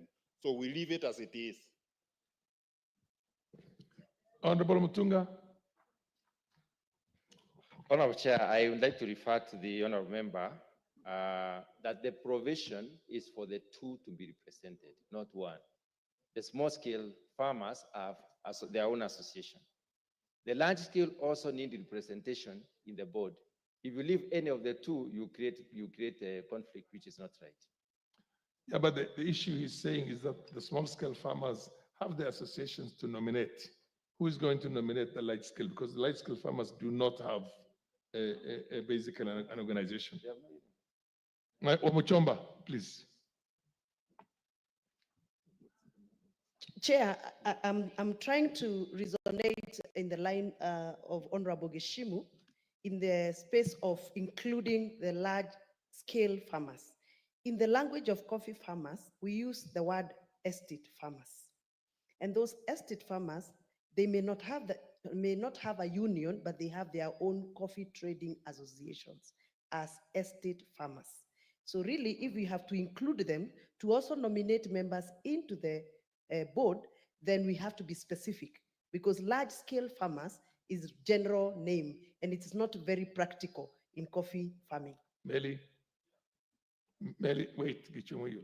Thank you, Chair. I think the two members have just put it very candidly that in coffee industry, a large-scale farmer is anyone more than 5 acres, and they don't always do not have an association or they don't cooperate together. There are small-scale farmers who are in cooperatives.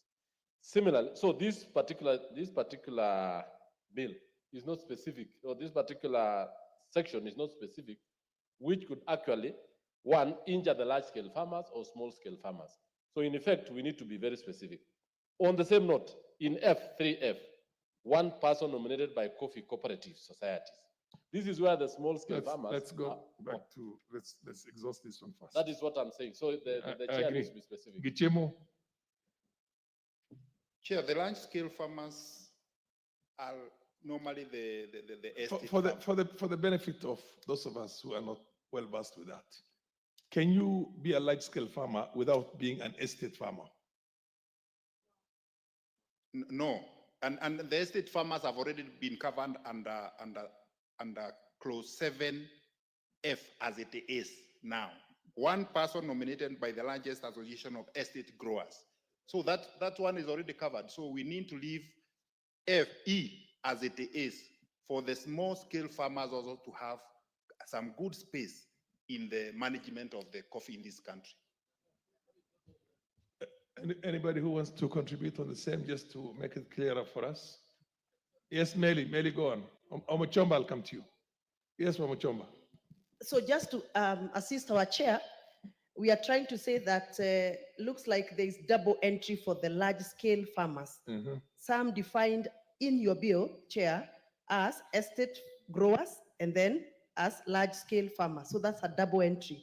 So we are proposing that we leave it as it was.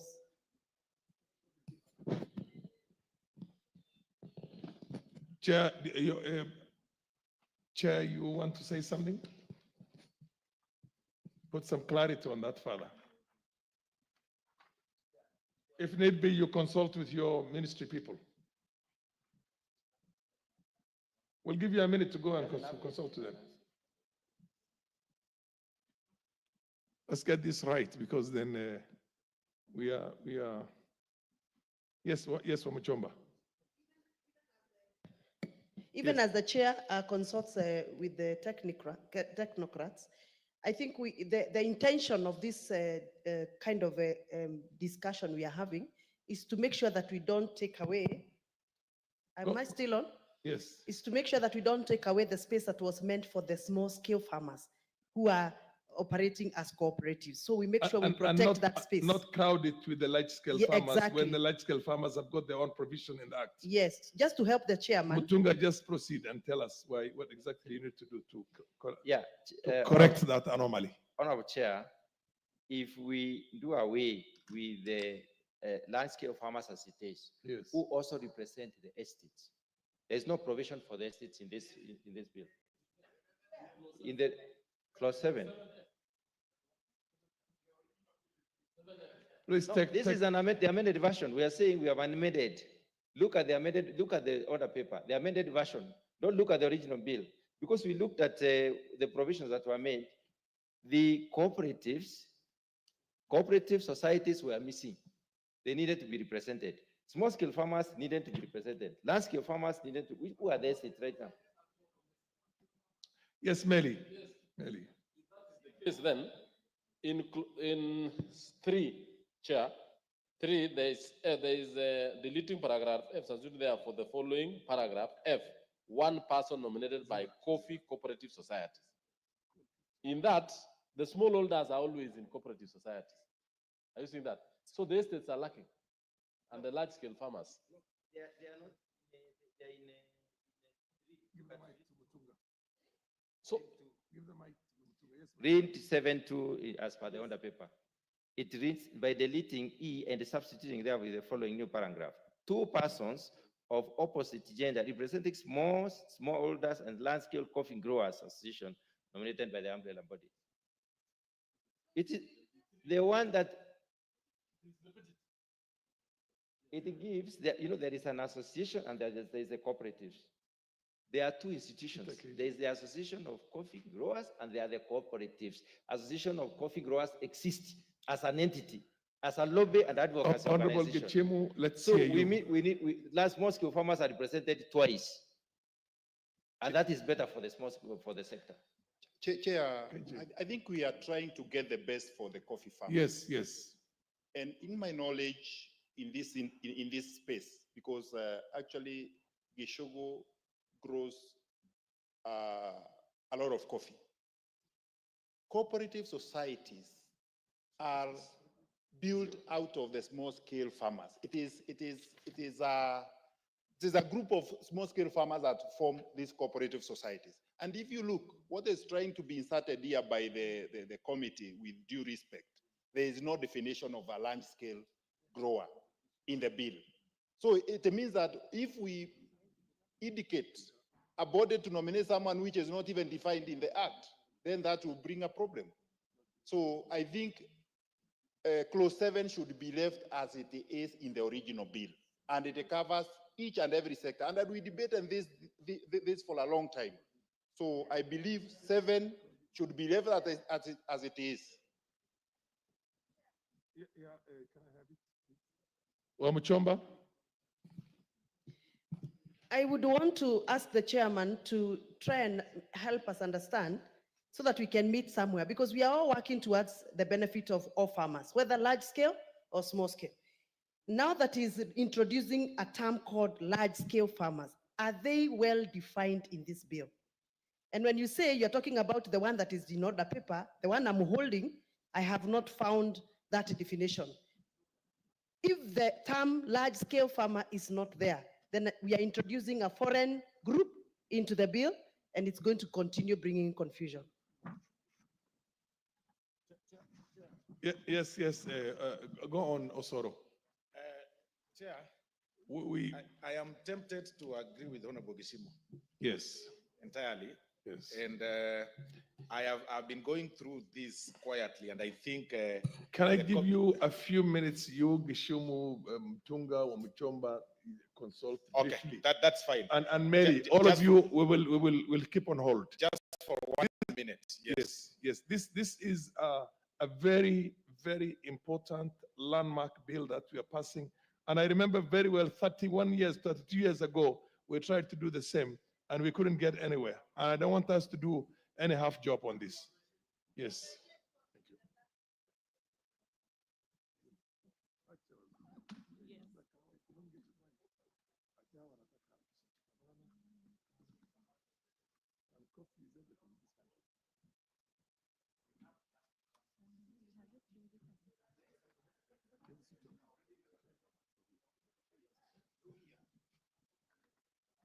KJ, I suggest in your own wisdom you participate in this small consultation.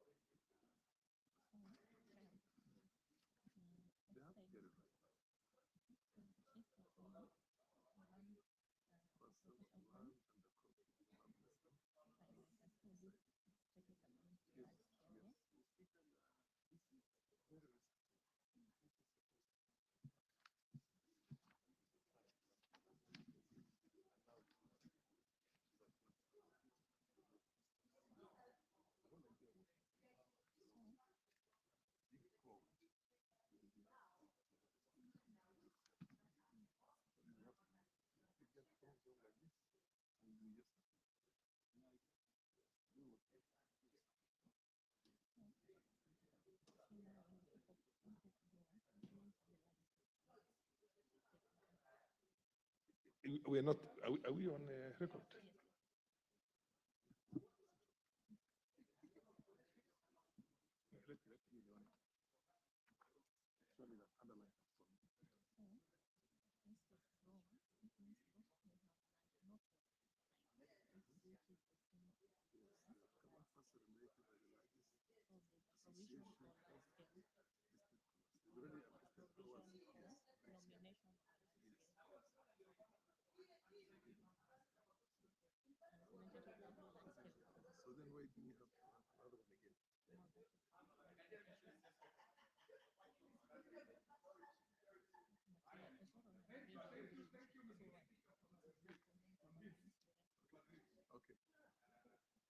Okay, well, Mutunga, I hope you now move the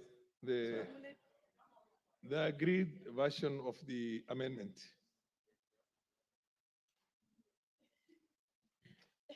Okay, Honorable Chair, we have agreed that we stick to the old bill. Yes. We drop the amendments by the committee.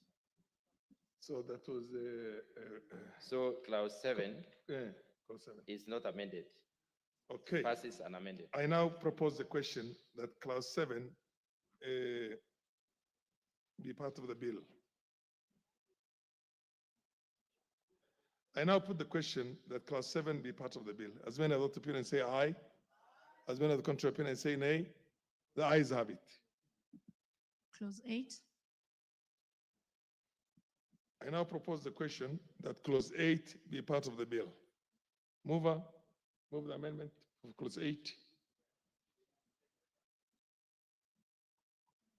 Clause 8, I move that clause 8 be amended.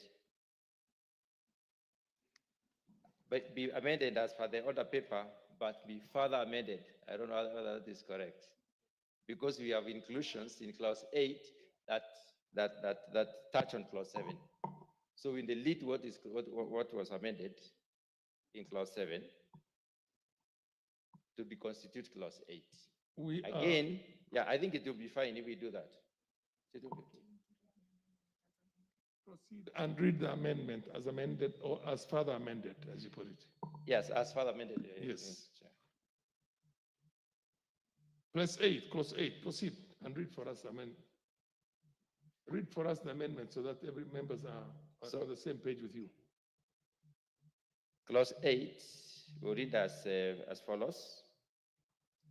And by deleting the... No. I think we are not amending clause 8. Clause 8 was anchored on clause 7. It was giving the conditions for clause 7. Conditions of appointment by clause 7. So clause 8, there is no amendment. So there's no amendment on clause 8? There's no amendment on clause 8. Okay, I now put the question. No, sorry, I propose the question that clause 8 be part of the bill. You have an amendment for clause 8? Yes. Okay, proceed, Honorable Gishimu. Chair, thank you. I propose that clause 8 be amended by, as indicated on the paper, by inserting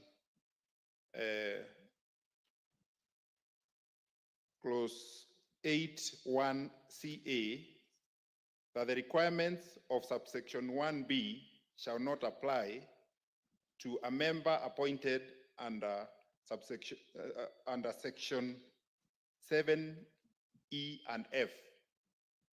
The Honorable Speaker, the justification of this amendment is that under section 7E or clause 7E and F, this is where we are seeking that there be a representation of the farmers at the board. And we've also indicated under 8(1)(b)(2) that the requirement is only a certificate in secondary school education. So I'm seeking that for those farmers who are small scale farmers, they should not be required to have a minimum of 3 years experience, preferably in management in coffee, because these are farmers that we are picking or will be picked directly from actually they are farmers. So there is no need of a management experience. So that is why we are saying, I'm seeking that we exclude You that delete, category. you delete 81C. Is No, that no. what you're saying? Not deleting, we exclude. Others can have those management skills. But for the farmers that are, for the category E and F, they be excluded. So that will not apply to the farmers who are just, who are actually being appointed by other farmers to represent them. There's no point of having them, requiring them to have those management skills. Yes, Honorable Osoro. Chair. Yes. All the other appointments, because most of their appointments that require a degree from a recognized University of Kenya, and that is A to G, Honorable Speaker. And there are appointments that require, and I think that if I'm getting Honorable Gishimo very well, that require a certificate in secondary education. Looking at the small scale farmers, or these farmers back in the villages, you will agree with me that not all of them have got such qualifications. Then that ideally means they'll have to either appoint their sons or daughters or something to, yet they have no history of what coffee is.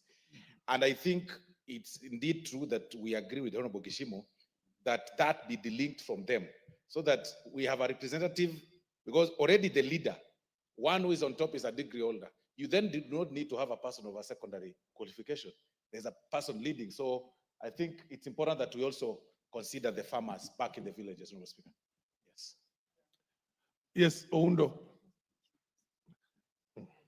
Yeah, I had an amendment, and my amendment, Honorable Chair, was informed on the fact that numerous researches that have been conducted have indicated that one of the impediments to the advancement of agriculture is low level of educational qualification of the participants in the sector.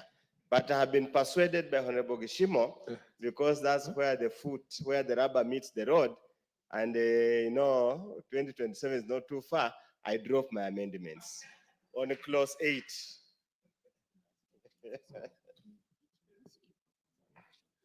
I propose the question that clause 8 be amended as proposed. Now, I put the question that clause 8 be amended as proposed. As many of the opinion say aye. As many of the contrary opinion say aye. The ayes have it. I now put the question that clause 8 as amended be part of the bill. As many of the opinion say aye. As many of the contrary opinion say nay. The ayes have it. I just a little bit of guidance on this so that you can get it right. When it says that a part of the qualification is has at least 3 years experience, preferably in the management of the coffee sector. If somebody has been managing a small 1 acre farm or 2 acres farm, is that also considered as the right experience? Can we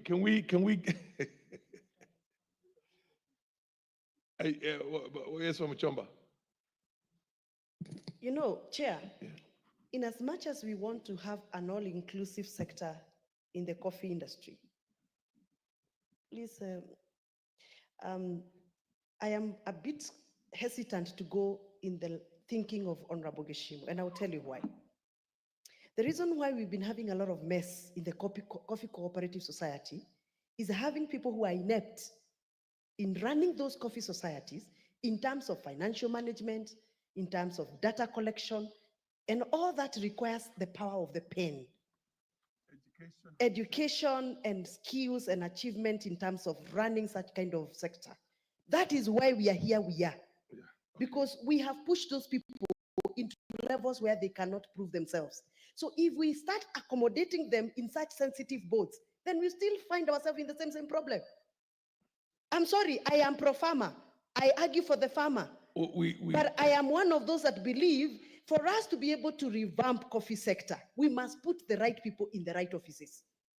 Not every farmer can fit in a board to argue out issues of board, issues of financial management. In as much as we want to accommodate them, let us also be careful so that we don't introduce a problem that will become another problem. Thank you. But you have just passed that 8 as amended in line with Gichimo's. Yes, Muchunga. Yes. Honorable Chair, Honorable Gichimo's amendment was on the issue, or was to lift out of the farmer's requirement the issue of having experience, preferably in management in the coffee sector. To be a member of the board. To be a member of the board. And But you Wachomba should is have saying a that minimum- primarily because of that. Should have a minimum of Yes. secondary school education. That one is adopted. Somebody with secondary school education and has been practicing farming must be able to articulate issues on farming, and can also competently, discuss matters with the board. Okay. But then they must not have this. This can be exclusive. This can be discriminatory to have them to indicate that they must have management Skills. experience management for at least 3 years. Yes. Osoro. Chair, I think Honorable Gishimu might have failed to move the further amendment, and I think that is why we are in this situation that we are in.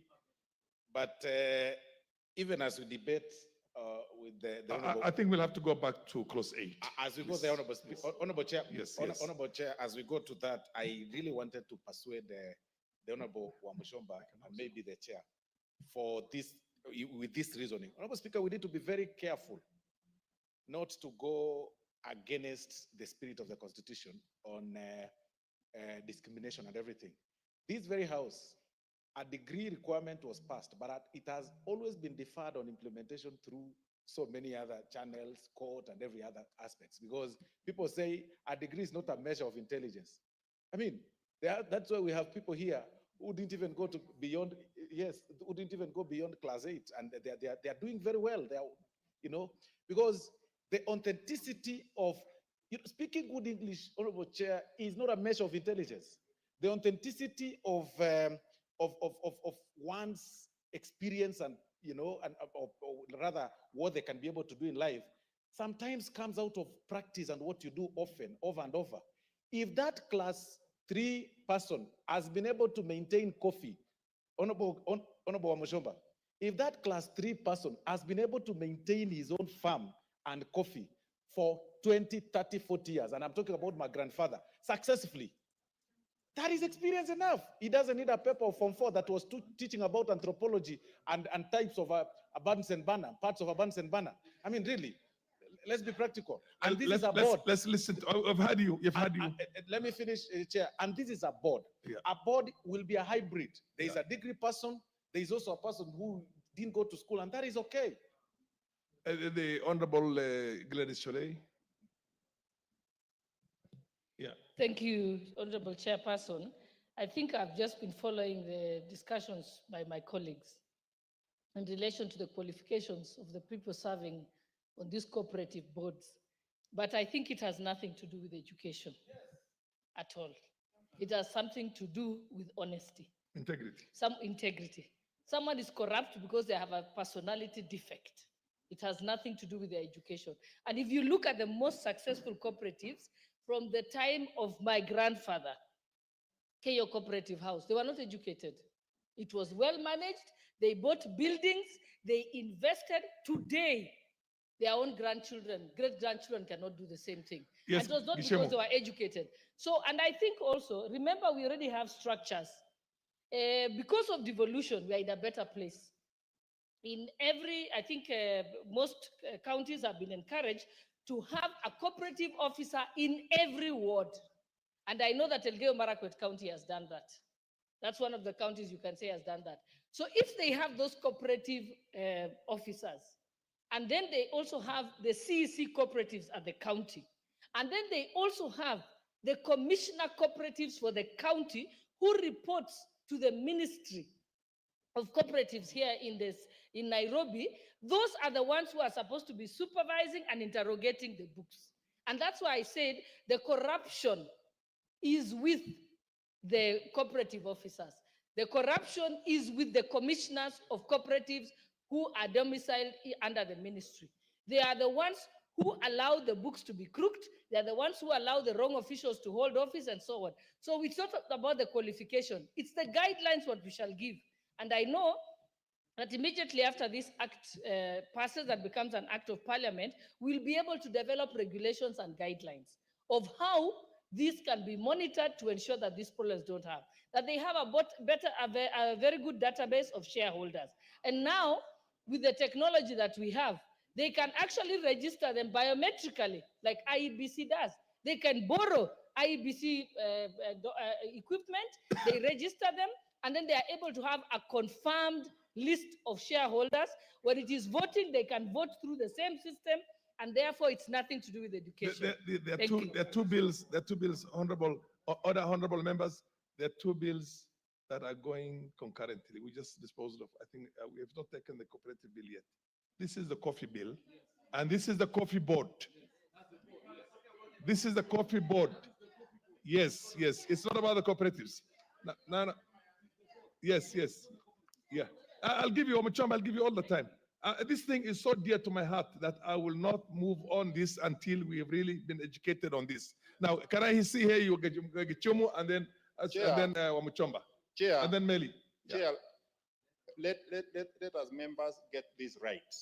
I'm not seeking to amend to remove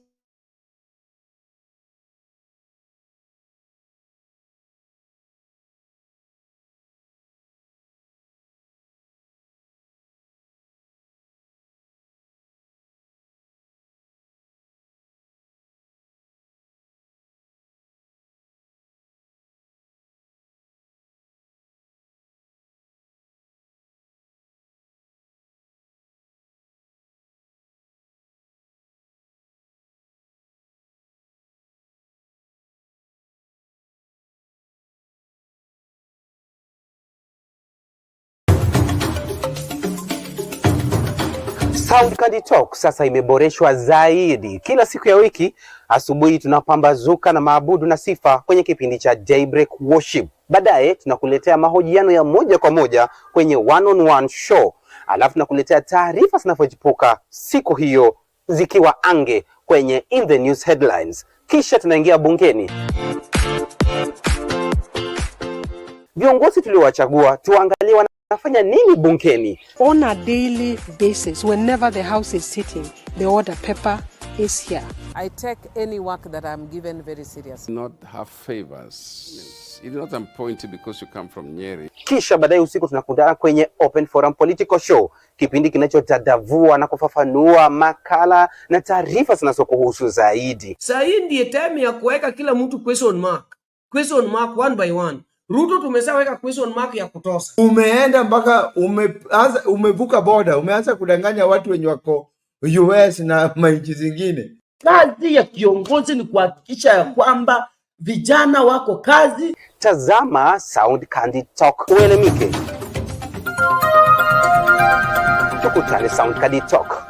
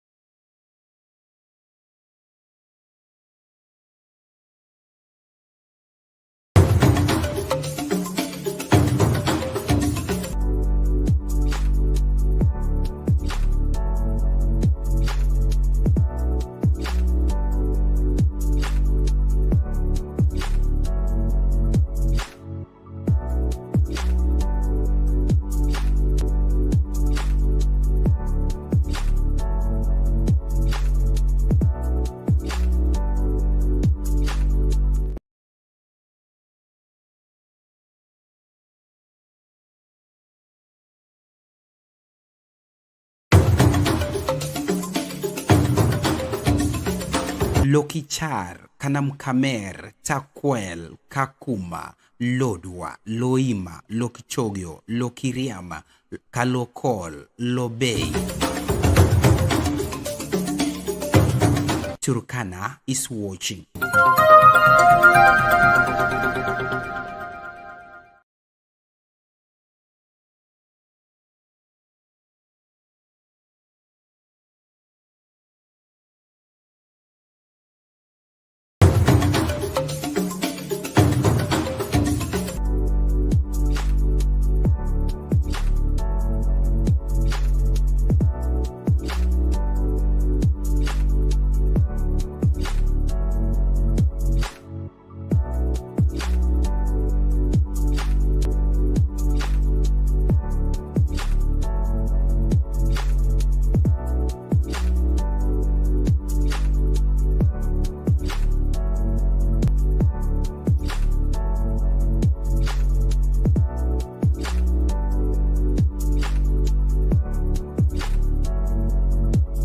Watch, share. A million shillings or 500 shillings or even 10,000 shillings, and then I receive 3,000, Mr. Speaker, that becomes a crime. So I think the most important issue here, Mr. Speaker, is not to make Kenyans feel as if we are on their throats, that whenever they try to turn to help each other, we are there. Askari Wakanjo, the government, they are there telling you, I saw you guys, you had a Harambe yesterday. Can I have a few amounts of what you contributed yesterday, Mr. Speaker? Another issue, if you look at Clause 13, Mr. Speaker, it is infringing or an infringement on the freedom of association. Yes, I understand a state officer should not conduct Harambe, but why are we stopping them from association? Can you imagine, even that state officer? Because of course, not everybody is a thief, not everybody is corrupt, so probably the little money they have will not be enough to cater for some of these sudden emergencies, Mr. Speaker. Then it is your Harambe, but you cannot even contribute in your Harambe. You cannot even tell people, I'm showing you that this is the little I have come with this amount, Mr. Speaker. So sometimes, instead of infringing that freedom of association, we should come up with a way to stop the public officers, Mr. Speaker, from, but not this way, as it is stated in Clause 13. Mr. Speaker, it is also an offense for an aspiring candidate to attend a Harambe 3 years prior to the next election. Mr. Speaker, it's like we get to understand that we run, or we make a decision to run 5 years before the election, 4 years before the election. I mean, when do you make the decision to run? You can make the decision to run even tomorrow or a few days before the end of the closure of registration, Mr. Speaker. I think this bill, as it is, Mr. Speaker, should only work on stopping the money laundering and also stopping politicians from flashing monies for the sake of wooing the voters. But we should not stop the aspiring candidates from going for this Harambe, Mr. Speaker. Mr. Speaker, as I conclude, we have to work on the to make sure that we do not get into the privacy of people, Mr. Speaker. Senator Karungu, just resume your seat. I want, as you conclude, to exercise the provisions of Standing Order 34.2 to extend the sittings to allow you to conclude your contribution under 5 minutes. That is pass 1 to Standing Order 34.2A. Thank you very much, Mr. Speaker. You're the best. You're the best. I was actually about to conclude. Mr. Speaker, if you look at section 32, clause 32, it says that every person who conducts a fundraising appeal shall keep a record reflecting the income and expenditure relating to the appeal including, and then it gives details there, Mr. Speaker. Mr. Speaker, this is an administrative burden. You're telling me that everybody who comes must write their name, must say how much they have contributed, and they must, it is even here, I don't remember which clause that says the contributor must actually declare the source of their income, Mr. Speaker. Now, we are scaring away the donors. We have private donors. We have people who want to help anonymously, Mr. Speaker. And then we are saying that we should write their names down. Now, who is going to keep this record? I was in Arusha the other day, Mr. Speaker. And this is, when I talk about Harambee, I was thinking only this happens in Kenya only. I was in Arusha just last week in the committee of LAS. And as I was walking in the streets of Arusha, Mr. Speaker, a young man approached me with an exercise book that has a photo of a young guy in front of, stuck on that exercise book. And he told me, kindly help, we have lost one of our Boda Boda guys. I thought this was only unique to Kenya. This is an African spirit of helping one another, Mr. Speaker. Now, if we restrict it so much, we will only burden our people, oppress our people, and also make them feel as if Kenya does not belong to them, Mr. Speaker. And as I conclude, there is also disproportionate penalties. It is saying for a state officer who attends a Harambee, you'll be fined about 5 million Kenyan shillings, or 2 million, or 3 years in prison, Mr. Speaker. Mr. Speaker, it will be proportional to how much you contribute. I mean, if I contribute to 1,000 and you fine me 5 million, are you helping me in any way, Mr. Speaker? You should actually put it as if 2 times of what you contributed, or 3 times of what you contributed in that Harambee, Mr. Speaker. But when we over-fine or charge crime, what happens is that the crime goes high, Mr. Speaker, because now that is when the police officer will be bribed and all that, Mr. Speaker. So we should not create channels of corruption by trying to stop corruption and by trying to stop people from helping each other. So, Mr. Speaker, if the mover of this bill will not change as per what the members have said here today, I don't see this bill seeing the light of the day. Thank you very much, Mr. Speaker.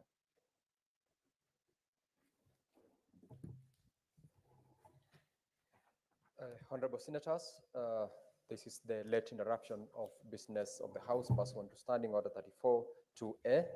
It is now 6:34 p.m. and having concluded the business for which I extended the House of sitting pursuant to Standing Order 34-2A, the Senate stands adjourned until Tuesday, 19th of November, 2024 at 2:30 p.m.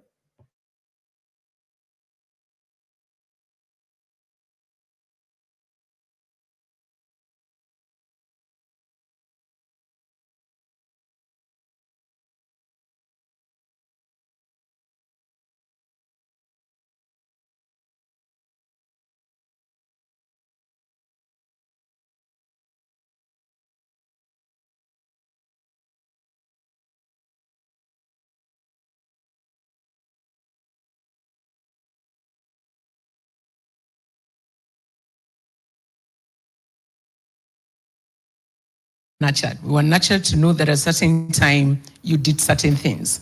I think when I listen to the Gen Zs and their view, we have to recognize that they have been raised in a world where they are the most divorces. So this generation has seen parents separating over and over, which is not because marriage is not a goal. Yeah, so us, yes, that's what I'm saying. So they've experienced divorce the most. We didn't. So the generation before us, when my mom got married, she stayed on to the very end. So the modeling, and that's why I said nurture is very powerful. And you would do the same thing. I would do the same. Then even what when happened? Even when you're not happy. No, but our generation has changed a bit because we traveled, we went to what City was saying, the definition of the European love. and how it was demonstrated. So we went to school. So there's a bit of that of saying, actually, we can do something different. I don't have to stay in an abusive marriage. I'll try and go to counseling and try and redeem what is there and try and see whether I can keep the, but if it doesn't, that's why divorce was like, I am not going to stay in this abusive marriage. What we've demonstrated to our children is that sometimes that commitment isn't there. So we were raised to know that you stayed in a marriage to raise your children, to respect your husband, to make sure all those things. The generations that we have raised haven't seen that consistency. So they question and they see, why do I need to, if this is what I see my parents. So, but I think the value we held in our generation for marriage was true. We wanted to raise children and we wanted to have what my parents, and I believe what I stood for, a solid foundation for our children. That's what we say, that a strong family actually raises strong children. And that's how we were raised. Zaha disagrees. No, okay, I completely respect your perspective, but no, the strongest of families have produced the weakest of children. In fact, sick, because all of us are having mental health issues most of the time. Out of that categorization, okay, what am I saying? I'm saying parents need to separate their experience from how we choose to live. That I might have seen violence in my homestead since I was born, but I will not consciously choose to do the same because I would want to exist in better. And so when you're raising me, you need to stop raising me from a productivity of your experience. I'd want you to look at me, not as you raising me in the things that you didn't get to do that you would want to, but I'd want you to allow me to experience life out of the best version of yourself that you would have wished. So what do you think, is it that the parents or the generations that is above is not getting with that experience? What is it, one thing that you're not That getting? your experience is yours, and let me finish it, that the trauma you have been able to allocate from your experience is also your own obligation to heal. Unfortunately. And so when you choose to heal the traumas you have accumulated over time, you will not project it to everyone around you. That's true. That's all. Because if I have been beaten all my life, it doesn't necessarily mean that I have to beat the hell out of my kids until they understand what I am understanding.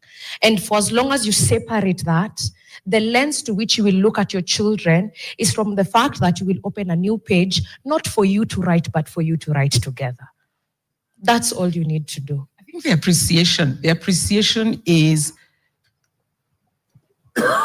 what you see and how we raise our children, which is what I like, that they have a choice. They actually have a choice of how do I separate what I saw in my parents and what I choose for myself. And I think that's what she's saying. I can choose to do it differently because that choice is available. And I think then you end up with a more healthier, more whole individual because they're able to deal with the trauma and separate themselves from whatever trauma they have been raised in. Right. Yeah. But do human beings actually function that way? Yeah. How do we learn? Do we learn with our eyes? Do we learn with our ears? How do we learn? Experience. And what is experience? It's living. Yes, it's living. And learning. Is it you or I? No. Everybody learns in the same way. Everybody learns in the same way. If we go back to the idea and concept of marriage, let's start with what it is that people expect marriage to be and what they believe it should be. Consider for a second that marriage is not intended for love and happiness. It's meant to help you grow up. All right. Okay, so before I go to the philosopher. Why? I mean, so let's bring in another perspective before I go.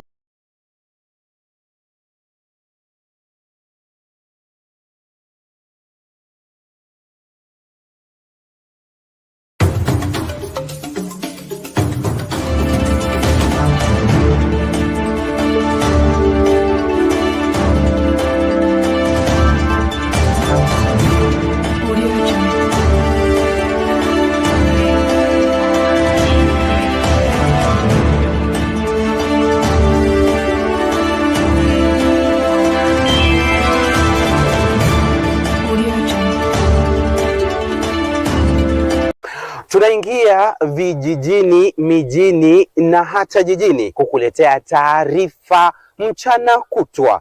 Usiku tunakaa kitako, tunadadavua tukichanganua taarifa na makala muhimu yanayokuhusu wewe na familia yako. Nasikia watu wanasema baba ametusaliti. Between baba kutusaliti na sisi kusaliti baba, nani amesaliti mwingine? Inapeangwa, it mostly goes to foreign ministries. So baba is overqualified for that position. To build this railways for Africa. So now he's thinking about tumemkataa kama baba wetu. Unaweza kuwa kuna mtoto ulizaa ukapatia nchi ikuwe inamfanya vile inataka. Uhuru has been working very hard. Ruto akaenda huko na nguvu. Ruto was never invited in the inauguration. Ungana na Bernard Ngozi kwenye Open Forum Political Show kuanzia saa 4 usiku hadi dakika zake kila siku ya wiki kwenye Soundcard Talk. Open Forum Political Discussion Show.